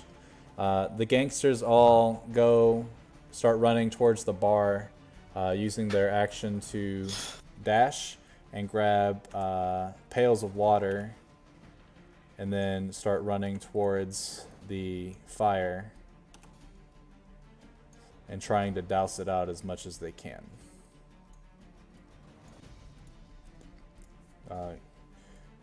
We'll say that the fire is pretty much going to be not too much of an issue anymore. Next is Inara, who's kind of just going to take a seat, seeing that everything... No, she's going to go to the window that she came through and take a look outside, make sure nothing else is coming through. And then she's going to come across the sending stone and be like, I tried to get here as soon as I could. I was following them to this tavern before I realized what they were up to. And now it will be Oswald's turn. So you have that gentleman grappled, so you can move 30 feet, which would put you right back at the door. Now, Almost. Or no, is it only midway him through. that has to fight the grapple check? Yeah, when so on his turn is when he can try to escape it. Otherwise, you have him grappled. So you still have your actions and stuff. Would I be allowed to technically use the dash action to drag him Yeah. 60? Yep. So if you do that, you'll be able to get him right to the door of the place. That's what I will do then. Okay. Let me bring him back. All right. So you come back. He's captured. Okay. And then on his turn, he's going to attempt to break the grapple. So go ahead and roll.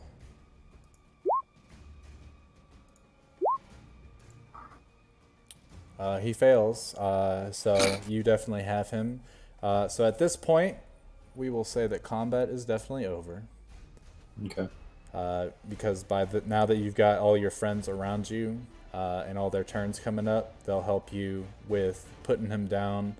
And on his turn, he is going to transform back into a regular human. And then all you guys end up sort of crowding him and this other werebear that's still asleep. Clearing out the bodies. Now it's time to change the music.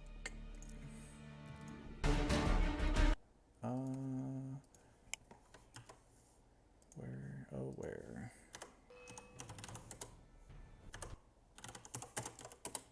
Ah! Fuck. What? I accidentally rotated my token. It looked weird. Okay. So, since I guess we're out of combat, we've all rounded him up. We could have theoretically used more rope and tied him as well. Yeah, that's what Because I I figured have you guys rope would on do, me. yeah. Yeah. Okay, so you guys tie him up. Oh, that sword, by the way, after he's tied up, I'd want to have grabbed that sword. Okay, add a silver sword to your inventory. Yeah, can I keep the one that I have? Correct. Silver short sword to your inventory. Oswald's is long sword. So it's regular in terms of the numbers. It's Yeah, just made out of it's just silver. silver. Yep. Okay. Though, on the other hand, like, I just remembered that anytime there's a thing that resists physical damage, I should be able to use, like, my normal fists, because they're magic and some shit. Exactly. So, if anyone I was else hinting wants this... towards that. So if anyone else wants this magic short sword, you can have it, I guess. Shadow immediately jumps at the opportunity. Also, Oh. it is not magical. It's just silver. Okay, it's silver. Yeah, I am more than happy to give this sword to Shadow. Okay, so here you go. I don't think I need this. I kind of just used it in spur of the moment. What do you? So you plan on using it to defend yourself? I don't know why I'm asking this question. We just got out of a fight. Here, take the sword. Take it in health. Shadow just like looks at you while you're stumbling over your words. Thank you, human. You're welcome, Shadow. All right. Well, I guess now that we've got these guys all bundled up together, Firo walks over to the one gentleman tied up and not unconscious. He looks to the rest of you real quick. Yeah, make sure that bear doesn't wake up just yet. we gotta take care of this gentleman first. Shadow's gonna hold on to the end that would tighten the little slip knot. Oh, and gentlemen, he points at the other patrons of the tavern. If you could, go tell your various officers what just happened here today. Get them ready for something, because I think Casero's making a move. Yes, sir, Boss Firo. And they all sort of break away and head towards the outside of the tavern. I like that. I like how they left. That was really cool. All in single file. Exactly. Anyway, so Firo sort of sits in front of this bandit, or one of Casero's henchmen. So, what the hell was that? I'm not talking to you. He spits on him. Oh, well. Well, if you're not going to talk to me, I guess we'll have to go and get Mr. Pinkerton involved, huh?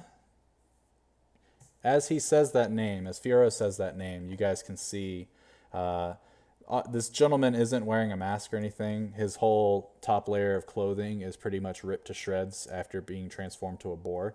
But you see dread enter this man's face. You see fear as Firo says this name. Even that won't make me talk.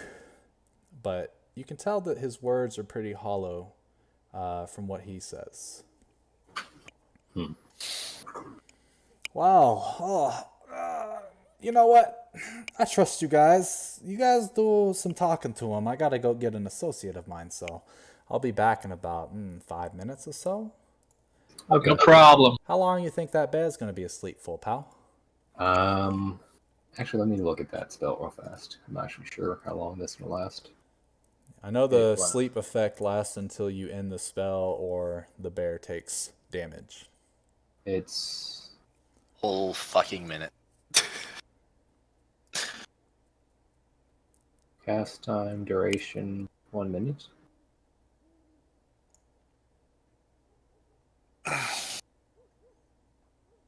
So it is just a minute? Guess so. Okay.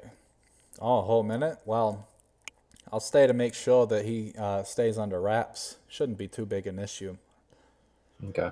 Worst case scenario, I feel like a nice little stab will kill him. So he walks over towards the bear and then leaves you guys to talk to this other bandit. So you guys have about 30 seconds of conversation before the bear wakes up. If you guys would like to talk to the bandit. I'd like to talk to the bandit. Okay, does anyone else also want to talk to the bandit? Dario shouts, "Eat shit" from across the room. All right. Fair. Does Shadow want to talk to the bandit? Shadow takes too long thinking about it. Okay, does Oswald want to talk to the bandit? Is he muted or just not there? I can't. Oh, I'm sorry. I'll see what Jeff says and maybe have a response. Okay, all right. Jeff, go ahead and speak. Look over the bandit and ask him why you're after our friend Firo here. You saw what he did. He's the one that blew up that house. I know it was him. I have no idea. I don't know how you think it's him. Well, What are you gonna do with him? kill him. Easy. Firo's And been a you- pain in our side for so long. And who sent you? Butcher said Casero sent us, but I don't know if that's true anymore. I think it was just Butcher. How'd you turn into those shapes? Wouldn't you like to forms? know? I would actually. This is why he asked, dipshit, says Dario from across the room. Unfortunately for you, you killed the only man that knows. Your boss there? Yeah, Butcher knows where it came from. Oh. Did he do that to you guys? Not directly. He had us go and talk to the alchemist, so maybe the alchemist had something to do with it, but he's blown up too. Ah, I see. Regardless, there's many more of us. So I'd watch your And- back, kid. And where might they be? All over town. Okay. Yeah, watch these nuts! Could you point me Bear to? starts to shake. And he starts to sort of shake and not try to break free from the ropes that are tied around him, but they're too strong. Inevitably, he ends up dropping his polymorph. Shadow tightens the rope. And as he does, another bandit sits in front of you on his last legs. You can see the damage that the bear form had sustained has transferred to the body of this gentleman. You tighten the rope, and he is. They're now tied together. One of them's decently healthy. The other one is like on the verge of death. I want to talk to the werebear one. What do you want? So what's your name? I'm not going to talk to you about my name. Are you sure about that? We might be able to help you out. You might get through this alive. Whatever you do to me here, probably better than what Casero would do. You watch him sort of fading in and out of consciousness as his eyes grow heavy and he sort of shakes himself awake, but just barely. He's barely hanging on.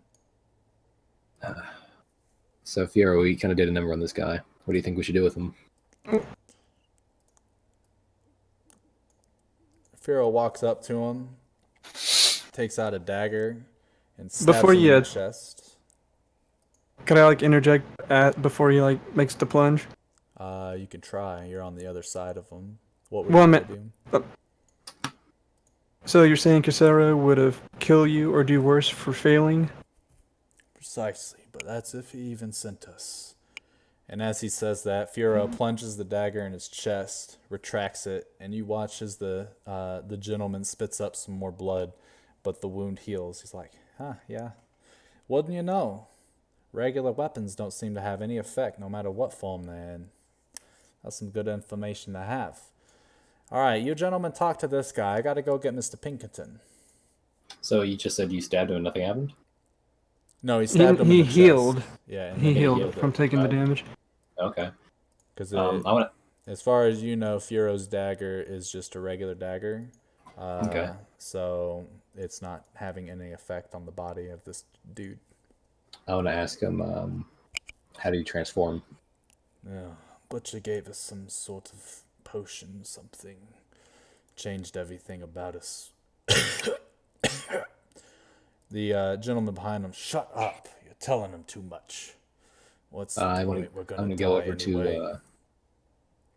I want to ask him, could you show us how to do that? I don't know nothing. What do you know? We might be able to help you out here. Might be able to get you out of town. Shadow can teleport. You think you're strong enough to battle Casero and what he's got? You're even stupider than I thought. And just for the record, I didn't want any trouble. I just wanted to defuse the situation. Sure. All we needed was Fiero. I know that. So what exactly does Fiero do to make himself a thorn in your side? Well, he's Martillo's top man. Pretty much runs everything for the family based on Martillo's orders, and I'm sure you saw he's quite the skilled fighter. He's killed many of our men. Obviously, we've killed many of his too. I'm not saying what he did wasn't just, but he should have expected retaliation. I'm not a fan of his methods either, but why are the Macaros fighting so much? Can Dario ask something? In a second. What was your question, Oswald? I asked why are the Matillos and Caseros fighting so much? Well, I don't know when it all started. But a long time ago, Casero used to run this whole town. Under the nose of the Bartons.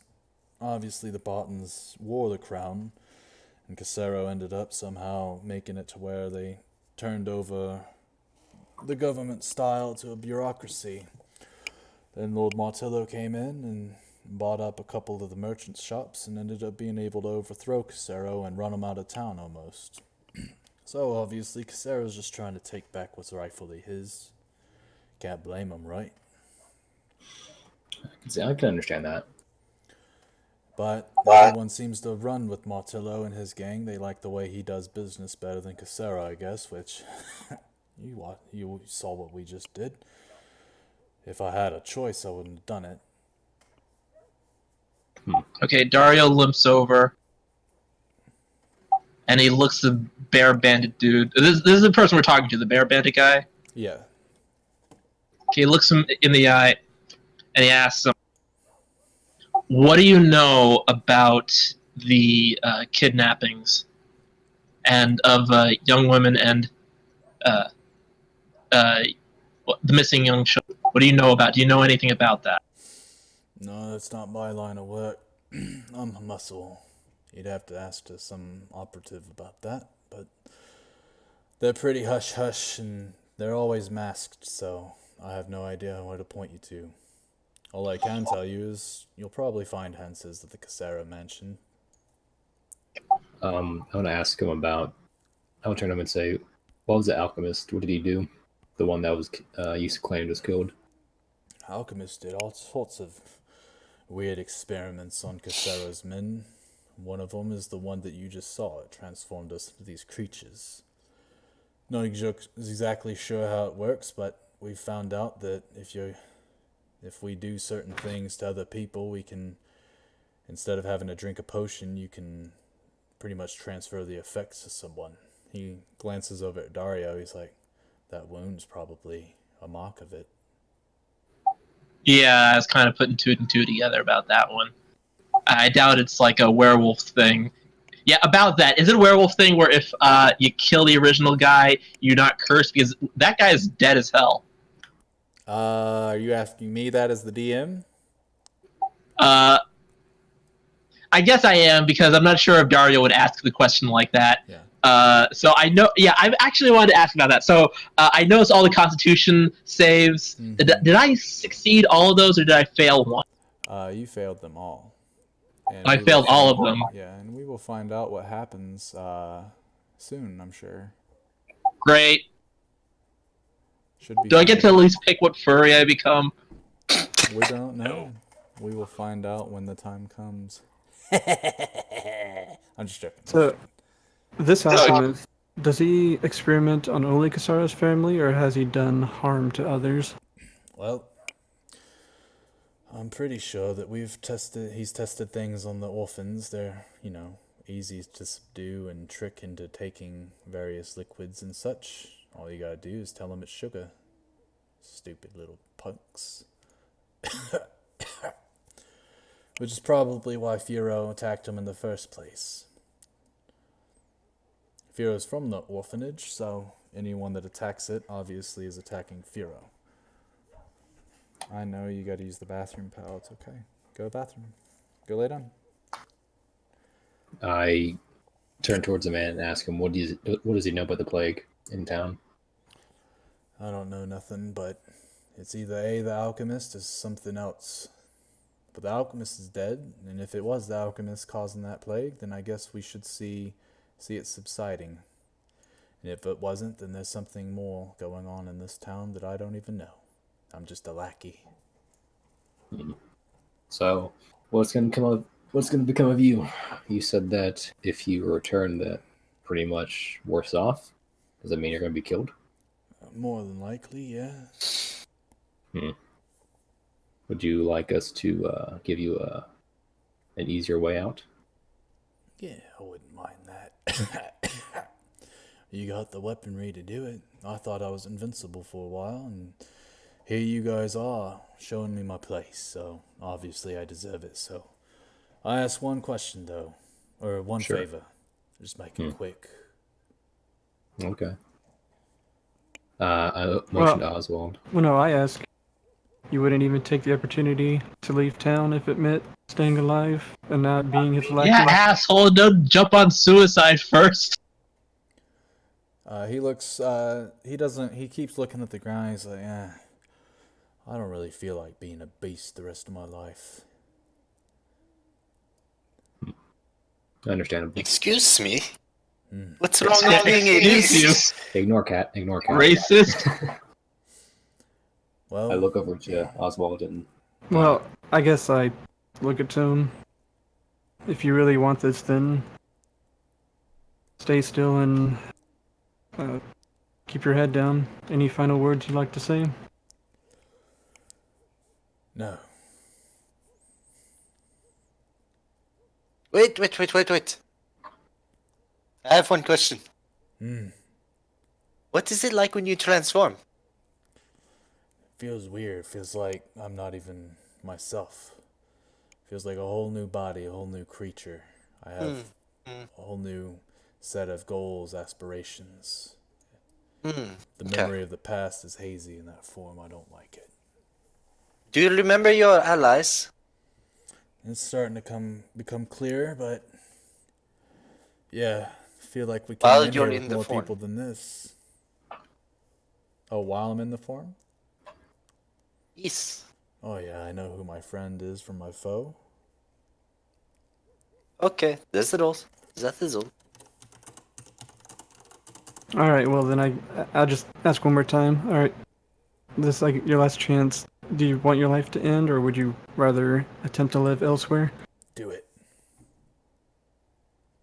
I proceed to finish him off then as quickly and cleanly as I can. Okay, so simple enough. You sort of take the silver sword to the back of his neck and plunge it in a couple inches, which is able to quickly but effectively kill him, as he had 1 HP left after that last attack, Oh, jeez. which is why your sleep worked. Yeah, I imagine so. uh, Now, the last go for it. bandit is still Go. I alive. want to step over to the other guy. What about you? Well, I'm gonna die one day. I don't see any issue in it being now, but I'll let you go ahead and know this now. You release me, I'm gonna plead to Casero to keep me alive, and that's probably gonna mean that I'm coming back to you, so I'd leave the decision up to you. Otherwise, yeah, untie me. But What about you start working for us, or for the Martillos instead? How's that sound? I feel like that's just a way to set myself up for death.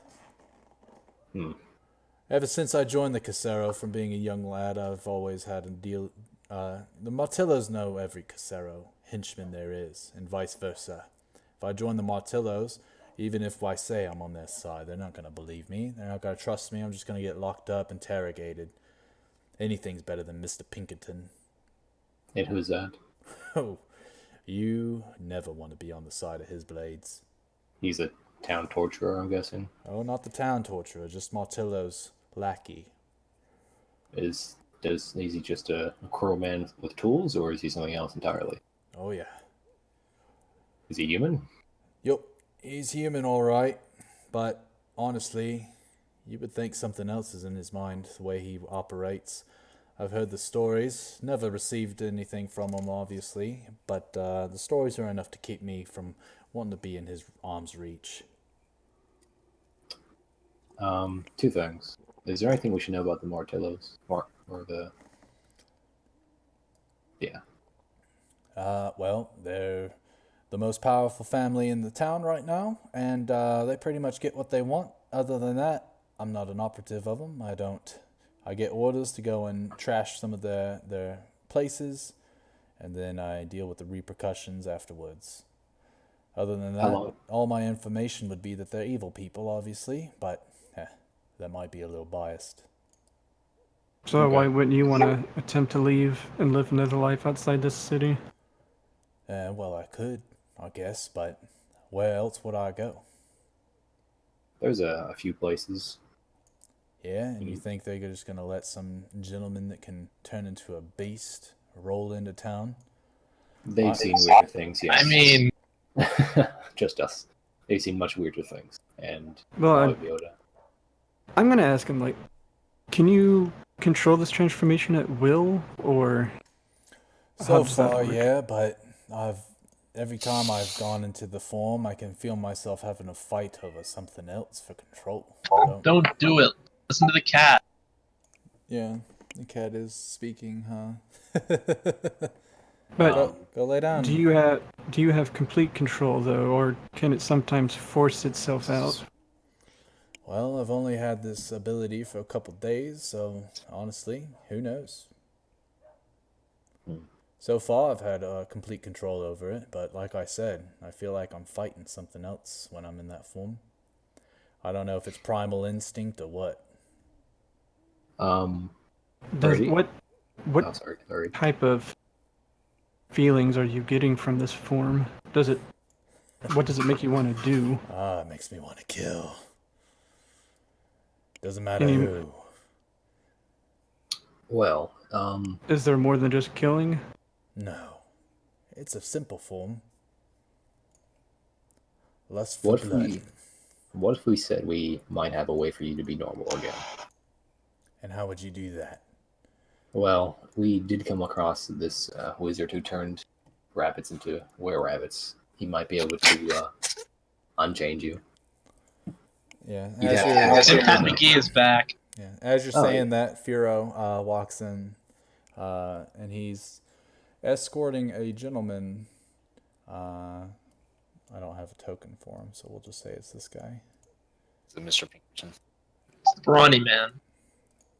Anyway, so you ask him that question. He's like, well, I don't think I'd mind being transformed back to my normal self. No, but he looks over at Firo. I don't think I got a choice. Firo walks in. Yeah, you're kind of right about that, pal. Sorry. Was you guys going to let him go? We were trying to get information out of him. Oh, well, don't worry. Mr. Pinkerton, he'll be able to do that. Super Oh. simple. Hello there. I introduced myself. Hello, Mr. Pinkerton. My name is Hello! Hopefully I never have to see you in my chair, but I'm going to go give this man a nice haircut. What does that mean? Ha ha. A little Says bit of Dario. grooming here and there. Super simple stuff. It's my specialty. Been training since I was a boy. Yeah, he's fairly good at what he does. Firo takes off his hat, and he's got a pretty rad haircut. And then he puts Okay. his hat back on. So, Dario turns around and is like, "Oh, it isn't just like really poor, thin metaphor. no, Actually, not- that's a nice haircut. Dario thinks it's a nice haircut." Thank you, pal. He sort of does finger guns at you. Dario turns back around. I looked to Theo and said the other guy he didn't quite make it. Yeah, I can see his body slumped over there. Looks like someone stabbed him in the neck. Yeah, he was Oops. looking pretty worse for wear there, so we thought we'd just Shadow's gonna retrieve her rope. Okay. take him out of his misery there. Didn't Cool. think he'd last the trip. Nah, that's fine. We got this other gentleman, so I'm sure he'll talk soon enough. Right, Mr. Pinkerton? Oh, yes, they always like to make small talk during their haircuts. Cool. Well, if you guys got anything more to ask him, I guess No, you I'm can. good. Beautiful. Well, he sort of unties the portion of the rope that's connecting these two gentlemen, and then he stands them up. He's like, all right, Well, what is this guy looking like as the guy's like attempting to untie him? he's not looking super great, but he's not terrible. I meant more like mentally, like emotional. Oh, yeah, he you can see the fear in his eyes. He's fucking terrified, dude. But does he look like he's at death's door almost as well, physically? No. He's He's- still pretty good. But he's definitely Alright, then. he's definitely seen better days, obviously, but he's not like on death's door. I looked to. You said Pinkerton. Yeah. So what are you gonna do when you're done with him? Depends on what Martillo wants. And how long is this fighting gonna be going on between these families? Firo looks at you. He's like, until the Caseros are out of town, I guess. I don't know. I want to go and talk to Firo and ask him. So we handle the job for you, as you can see. Yeah, well, let me go deliver this gentleman to Mr. Pinkerton's chair, and then I'll come back with a nice little lump sum of gold for y'all. Okay. I actually have some questions. I'll talk to you one-on-one when you get back. Yeah, that works out perfectly. So, if you don't mind me, we're on a tight schedule, and I should be back in 20 minutes or so. Okay. All right, Mr. Pinkerton, you ready? Yeah, duh. Beautiful. So they start to they pick up the man, and Furo is walking behind him, with Mr. Pinkerton as they are led out of the tavern. Yeah, you guys are gonna be right here, right, Jeff? Yeah. Beautiful. Yeah, give me 20 minutes. I'll be back. Okay. And then they walk outside and close the tavern doors behind them, leaving you guys in a tavern that has nobody in it except for you guys and the barkeep and the bar wench, who are still kind of just trying to. They still seem to be in shock. There is a ruined table over here, obviously. There's some blood and stuff all scattered around these parts and these parts. So there's going to be a lot of cleaning up to do. I want to go up to the barmaids and say, does something like this happen often? Bar fights and whatnot? They used to, but then Montillo and Casero had a somewhat of a truce, you could say. But it looks like that truce is done with what Butcher just did. Okay. So did they have before, did you have a system like for cleaning up the messes, aka the bodies, or how did that happen? Well, typically wherever the fight happened, obviously the men that survived aren't going to stay and pick up everything. They're going to go and recoup for the next fight. So we're going to have to, Jane and I are going to have to pick up all the pieces and mess. Excuse me. Chateau is not hurt. Chateau can help to clean. Well, we'd be very grateful of that, Shadow. Hey, I can't help. Can I have some gauze, maybe? Or maybe I can just take a nap somewhere. I am very hurt. I mean, you do have a room still, but... Baller, I'm gonna go up there. Okay. All right, Jeff, continue. Do you have a place to dump the bodies before or no? Usually the men took care of that, but I don't really I'll know if take they want care to of do that. something with that one. I'm gonna go to the body and cast Ray of Frost on it, like all Well, of it. I'm gonna use the my whispering. God. Use the whispering, or not whispering, sending stone. Do you want to loot their valuables into your holding bag? I'm just gonna dump the whole body in my bag. Just- All Oh. the bodies. So you can just- get them out. Get them And away. I'm also going to be using the sending stone to talk to the party. So, I'm still not a fan of the Martillos, but this whole Casero transforming is an entirely new league of its own. Mm-hmm. As I'm going inspecting the body, yeah, that's quite a shock there. It was very interesting. And word of them doing this against people's will is not good either. So Again, I'm not for the Martillos, but I'm definitely against the Casaros right now. yeah, based on what we have now, me too. I guess I'll inspect the body before I freeze it. So as you look over the body, the only thing this guy had, he had a couple gold pieces on him, some silver and copper, equating to 3 gold total. Okay. And then he had, this was one of the werebores, so he was holding a wooden mallet with like a steel head.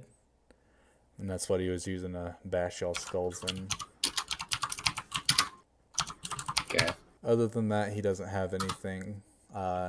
His armor was just pretty much cloth common clothes, since his hide was thicker than most of the armor that he could have donned on anyway. But that was all rags at this point. Yeah, it's all rags. How much does this man weigh? I would say probably about 160 pounds. Okay. I'm freeze him and put him in my bag. Okay. One dead man. How much poundage is in your bag of holding? Let's Have you been see. keeping track of that? Yeah, so I have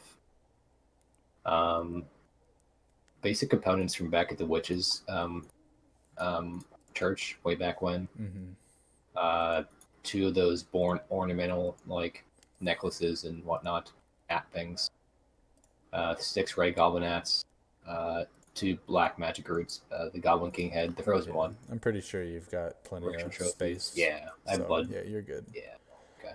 All right, so you put the body into your bag. The barmaid and bar wench kind of look at you in not really horror because they've seen worse things, but kind of like suspicion. Like, what? I turned to them like, I need to get this out of here, and like, it's the fastest way to clean this up. I'm gonna just dump it when I get the chance. I don't know where else to put it. So with that, they go to underneath the stairs and open up a small little cupboard and start busting out some brooms and mops, and they start going to clean up parts of the tavern. Shadow helps. Wasn't there another body? We definitely killed another man. There was 4 of us, There's actually. the butcher, and the 3 bandits that ended up dying. Yeah. The butcher, his body's still there too. Yeah, I just got rid of it. I go up to his body and exact him. Okay. I believe that you could put him in there and you wouldn't have any room to put the other body in, but if you still want to try and face the consequences, you can. What do you mean consequences? What's the time of day? The time of day is like 7 at night. The consequences are on your bag of holding, Jeff. If you that's right. Looking at it right now.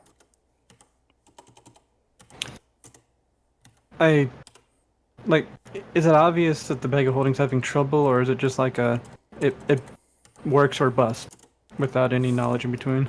Well, Jeff, you would know that if there's a certain weight limit that is exceeded in your bag of holding, it will explode and all its contents spilled out from the dimension.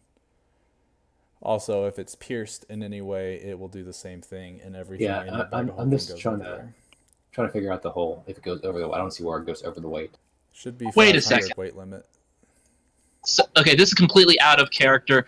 Does that mean that if you bought a bag of holding and then filled it with incendiary bombs and then pierced it with anything, that you could have basically a discrete bomb, like a smaller version of I don't know how bag of holdings work exactly, but could that be like a very discrete mechanism? Yeah. I mean, the only thing is you'd have to find a way to either they have to be super sensitive enough to where when the bag of holding busts, when they hit the floor they explode, or they're already lit within a certain amount of time before, because once you put them in the extra dimensional space, obviously time doesn't stop there, so they would still continue to burn the wick or whatever. So I'm sure you could fabricate a way to become a terrorist if that's what you're trying to do. No, not terrorist, activist. Thank you. Activist, he says. Okay, yeah, sure. That's what they call themselves in their own country. Also, to be super seriously, I don't have intention of doing that. I just wanted to. Just wanted to know. The fact that I can interests me. Makes sense. It's purely academic. Okay. Purely academic. So if you look at like the 5th line, the bag can hold up to 500 pounds. Yeah, but it says it explodes when it's. I'm not arguing. I'm just okay. So you said I can fit the butcher in there? Yeah. Okay. Does he have anything on him? He has his nose ring and then his 2 battle axes. Okay. Other than that, he didn't have any money on him. He probably kept it in a different location. Or because he's so renowned in these parts, he didn't need it. Are these 2 battle axes just like regular ones? Yeah. Okay, and then I freeze them and put them in the bag. I go over to the cat. As in Shadow? Yes, that's the cat's name. Is the cat. Uh, I say I noticed you purchased a bag of holding recently. Yes. Can you help And us get rid of these bodies? Well, she doesn't I have it do yet. not have it yet. Oh, that's right. There's a waiting. Martine Damn it. will Okay. deliver it to me. Okay. I Well, looked to Jeff.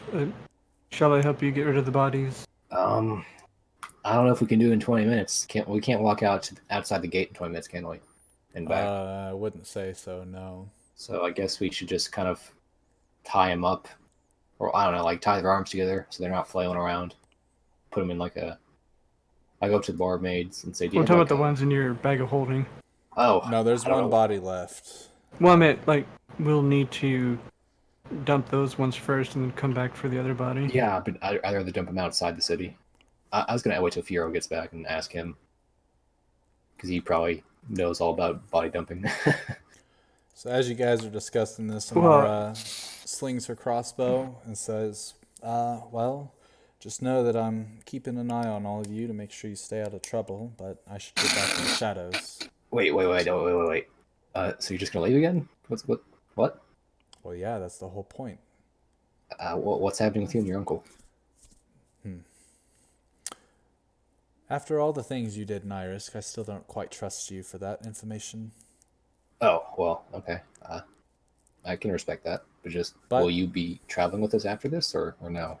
More than likely, I have no reason not to, but I do believe that based on how things are going, I will need y'all's help. I just need to figure this stuff out on my own. Sorry. That's perfectly fine. Just Before Anara goes, I also will speak for a quick moment. Okay. It seems the Martillos had a purple tiefling working for them, and they may have confused Octa for this tiefling.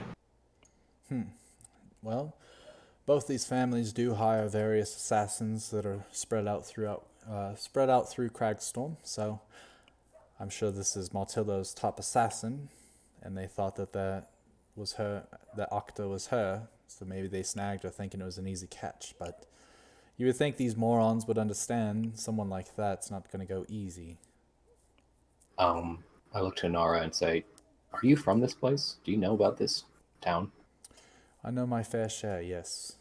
Should we be getting this close to the Martellos or no?" Well, obviously in this town you have to pick a side, so the Martillos seem to have more control, but in all honesty, I don't think that anyone should be ruler over other people. That's just how I feel. Do you know what's going on with the plague? No idea. Still trying to figure that out myself, but first I gotta find my uncle. Okay. How will you contact us or? Oh, I've always been close by. Okay. Just okay then. Stay. Are you being hunted right now or? More Are you than likely. okay? But I know this town pretty well, so they're not gonna catch me easily. Okay. Well, stay safe. Oh, wait. Anara hasn't met the cat, has she?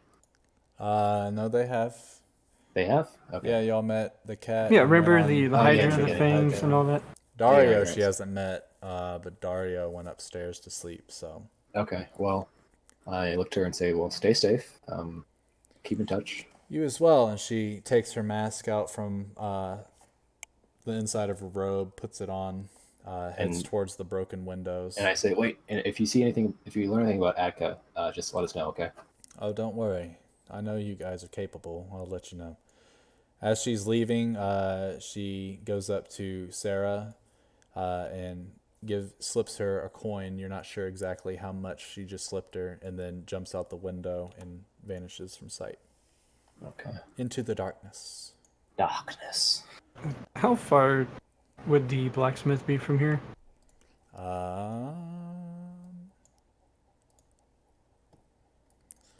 So we're in you the guys are at bottom 4 corner. on the bottom portion, and the blacksmith is up there. Obviously, it's not 33 feet. Well, yeah. Exactly 33 feet. Right. You walk out the door, you're already there. Whoa. For any part of town. Yeah. Well, I look to Jeff. While we're waiting for Firo, then, shall we at least drop off their weapons to the blacksmith? I don't believe anyone else here would have a use for them. What time is it, Brady? It's about 7. Would they even be open? They may not be open, but I'm sure simply dropping off the weapons, we could still work out a deal on the next morning. I can just hold on to them in between then. That's fine. Um, So you guys kind of just chill out for a moment. I want to help. I guess, yeah, I would, help clean up. Okay, you guys help. Yeah, clean whatever, up and whatever stuff. cleanup. Since Dario is obviously knocked out for a long rest, if you guys have anything you need him for, you could contact him on the sending stone to wake him up. Otherwise, he's just chilling, trying to recover because he was almost knocked unconscious. When he said he'd be back, though, did he give, like, a rough idea, or just I'll be back? He said he'd be back in about 20. You're talking Furo? Yeah. Yeah, he said 20 minutes. So about 23 minutes pass by, and the tavern door opens slowly, and Furo walks back in, closes the door. Man, what a night, right? It's it's been something. So Sorry, Brady. Can you go back to the bar room so we can see that instead? oh, okay. If you don't want to, you don't have to. No, that's fine. I have no issue with going to the battle maps. Anyway, Furo rolls in. He's not that big. He's big. And he goes up to Sarah real quick and says, "Don't worry, Martello will take care of all the damages and stuff. We got to make sure you guys are still open for business. We'll get some guys coming in here and just tell everybody we're closed for the night, okay?" And she sort of smiles gently and says, "Thank you, Firo. You're always taking care of us." "Oh, yeah. Got to make sure that my favorite ladies are always taken care of." And he winks at both of them. The shadow hear this conversation in the midst of her aggressive cleaning. Yeah. You were like, he's not trying to keep it a secret, and there's not Okay. really anybody in the tavern except for you guys, so it's pretty echoey already. And then he's like, "1 second," and he walks outside, and you see a couple men out there dressed in similar clothing to Furo, studded leather armor. And he's like, "All right, guys, so we need a new table, a couple new stools because they caught fire somehow. We need a new window, and then 2 of you guys come in here and get rid of the body on normal means, please." Oh, thank God. I open my bag and pull 2. Yeah. Oh, and you bust out the other 2 bodies? Yeah, I'm like, Jesus Christ, thank God. Yeah. So, you know what? Hey, don't get the supplies yet. Get rid of these 3 bodies in here. All 6 of you. 6 dudes come in and they pick up various bodies. 2 of them put on gloves because 2 of the bodies are closed or frozen. And as they're walking out, Furo says, "Bring that one to Mr. Pinkerton." And he points at Butcher. And then they all start to walk out. And then Furo walks over to the broom closet, grabs a broom, and starts sweeping up some of the dust and stuff around all the broken tables Sweet. and stools. Aggressive cleaning. Sweet. So he's Sweet. like, "Wow, oh yeah, here you go." And he throws a bag into the center of the table right here. Funny. Yeah, and inside of it is 100 platinum. Jeff takes the bag. Dario wakes up. Dario would not be able to hear this. Dario! Now he He's can. stealing our money! I don't. So now I Dario go- wakes up and he aggressively walks downstairs. Coughing blood on the way down. Jeff is Okay. holding a fat sack of loot, and Firo's just sweeping, watching as you guys bicker. I heard Oh, mad ducats. What's happening? Nothing Oswald. at all. I mean, he sees it, but he's not freaking out or reacting like that. He's still cleaning. I go over to the cat, and I give the cat 30 platinum. Adequate. And I go over to Sweet. the other man, Dario, and give him 30 platinum. Thank you. Here, her. I need to go back to bed. Sorry, bye. Dario gets his gold or his I go back platinum. to him and say, you either help him clean or you don't get that money. Are you for real? Firo looks over. He's like, "That's fair." Fine. If I do Fine. recall, and he points over at the burnt stools and table, that's your fault. So you either get right now. Fine. I'll clean There you go. stuff up. Damn. Where's the cleaning supplies? I will aggressively clean this entire place. Behind the bar, underneath the stairwell. I go over to Oswald and say, would you like some platinum? Good. Let's worry about that later. Okay. Finish cleaning Get up. this glass. I'm getting this glass. Hold on to the other 40 platinum. Okay. So as you guys are all cleaning up, Firo is sort of just talking out loud to anyone that wants to respond. He's like, well, you guys have been a pretty big help for me lately. I know we didn't get off on the right foot, but I really appreciate everything you guys have done to help the Martillos out and stuff like that. So, You're welcome. honestly, I look to him. In the middle of this conversation, Shadow's going to turn well, hold on. DJ. Oswald first. Oh, okay. So this is the first time of any news that you've seen these transformations? Yeah, first time for sure. I know Casaro's always up to something. And, I mean, no doubt Martillo is too. Try to get the upper hand, but to stoop this low to transform people against their will into monsters? That's a little far-fetched, if you ask me. Do you think would the Mr. Pinkerton be able to examine those bodies and figure anything out about the transformations? Probably, and I mean, worst case scenario, he could probably work with Dr. Gear to figure out something, but honestly, I've been talking to Dr. Gear myself and trying to get him to worry more about this plague. It's starting to ruin business. Okay. So do you, side question, would you happen to know anything about our missing women or children in the town? The only thing I know is that Martillo owns the orphanage, and any children that we do end up recruiting into our services are all coming willingly. There's no need for kidnapping. So if anyone's doing the kidnapping, it's either A, Casero, or B, another entity entirely. Okay. I also ask, Go on. do you know of a purple tiefling that works for Matillo? Oh, we've got plenty of tieflings working for Martillo. You're going to have to be a little more specific. Well, I did say purple. I don't know if you heard that. No, he said... Well, Matt, that's as specific as I was getting for description-wise, if you knew of purple ones. I feel like we have a couple purple ones working on our payroll, but what is their line of work, you know? Yes, well, it seems one of our companions, who is also a purple tiefling, was mistaken for one of Martillo's, and was taken before we came across you. Well, if Casara's looking for a purple tiefling, that's probably Nelicia. Okay. Is she okay? Like, is she?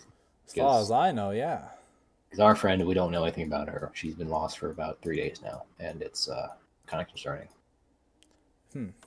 So what you're telling me is you think that Casaro kidnapped your friend because they were Nelicia? That's what we've been gathering so far. Based on the information we know so far, that's the only common knowledge we're aware of. If That Casaro our tiefling friend looked like one of yours. That's hilarious, actually. Not that your friend got kidnapped. That's a shame. But the fact that someone thinks that they can kidnap Nelicia, that's rich. It really is. Side note, what do you know? Is there anything strange happening outside of town, like in the forest? Strange in the forest, you say? You mean where you got those flowers? Yes, exactly where I got those. Yes, because some very dark energies were around that area. Oh, you don't say. Huh. Well, I guess if an outsider sees it, it must be somewhat true then. You know, there's a saying around here that when the full moon rises, that those woods turn something completely different. Usually when it's leading up, it starts to change here and there for just moments at a time, but I guess once the full moon hits during the fall, it should turn into a whole completely different thing, but only When's the certain next- people see it. When's the next full moon? He sort of thinks to himself, he's like, I'm not really an astronomer. And he kind of looks and says, maybe Dr. Gear knows, Mr. Pinkerton. They're pretty smart dudes, but yeah, I don't really look to the stars all too often. I asked him, was he able to see this strange changes? I've never really concerned myself with what's outside of these walls, just to be honest. Okay. I asked him, does he have any more jobs? Oh, there's probably something coming up here in the next couple of days, but for now I think we're just trying to figure out what the hell this whole attack was and how these guys transformed into creatures that we weren't even able to penetrate with our normal weapons. I mean, obviously we were able to, penetrate them, but they healed almost instantly. You saw that, right? Yeah. Fire seemed to work pretty well, though, in silver. Yeah, that's true. So maybe you have to have some sort of special weaponry then. Yes. Is it safe for us to be here? What do you mean, like in the tavern? Yeah.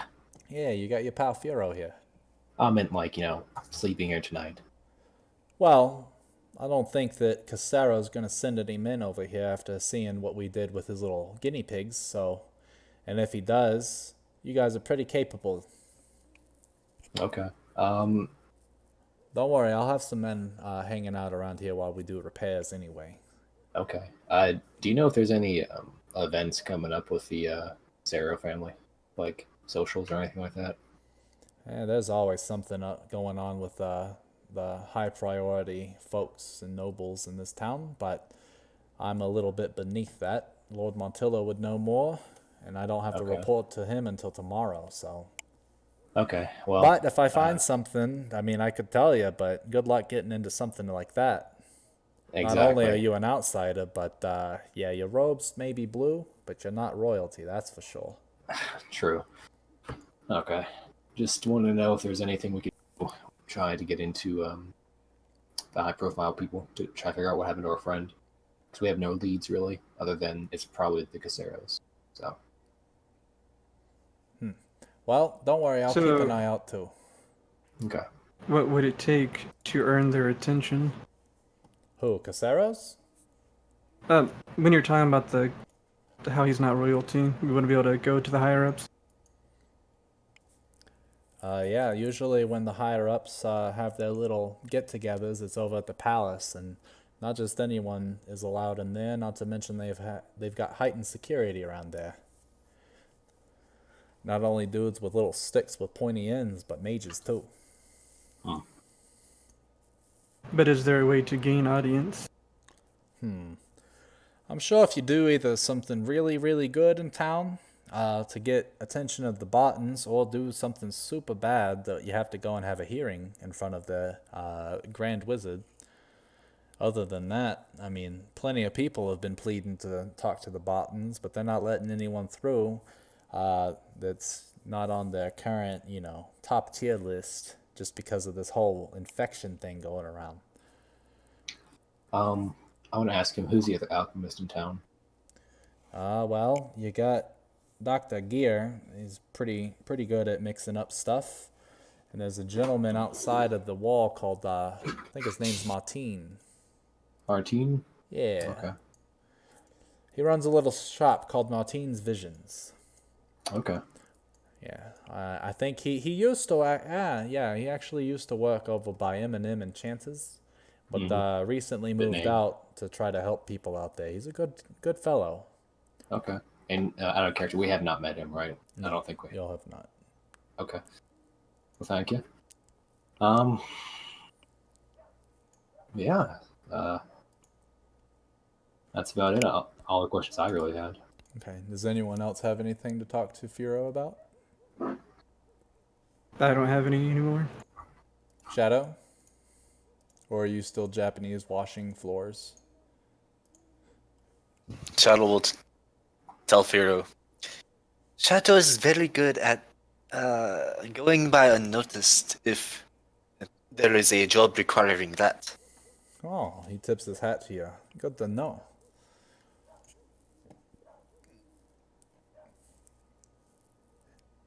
And she goes back to cleaning aggressively.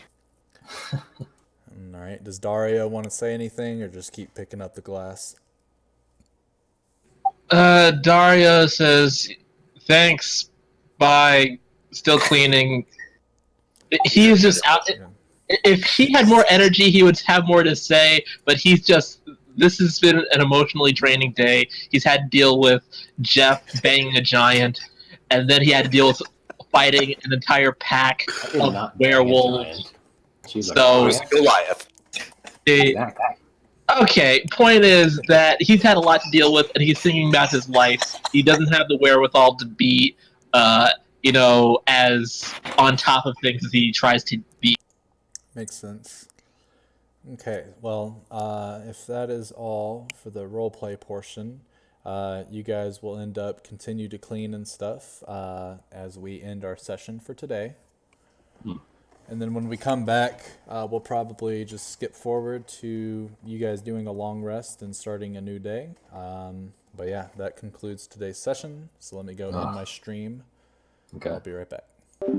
Appreciate everyone coming out. Hopefully you had a good old time. And until next time, peace!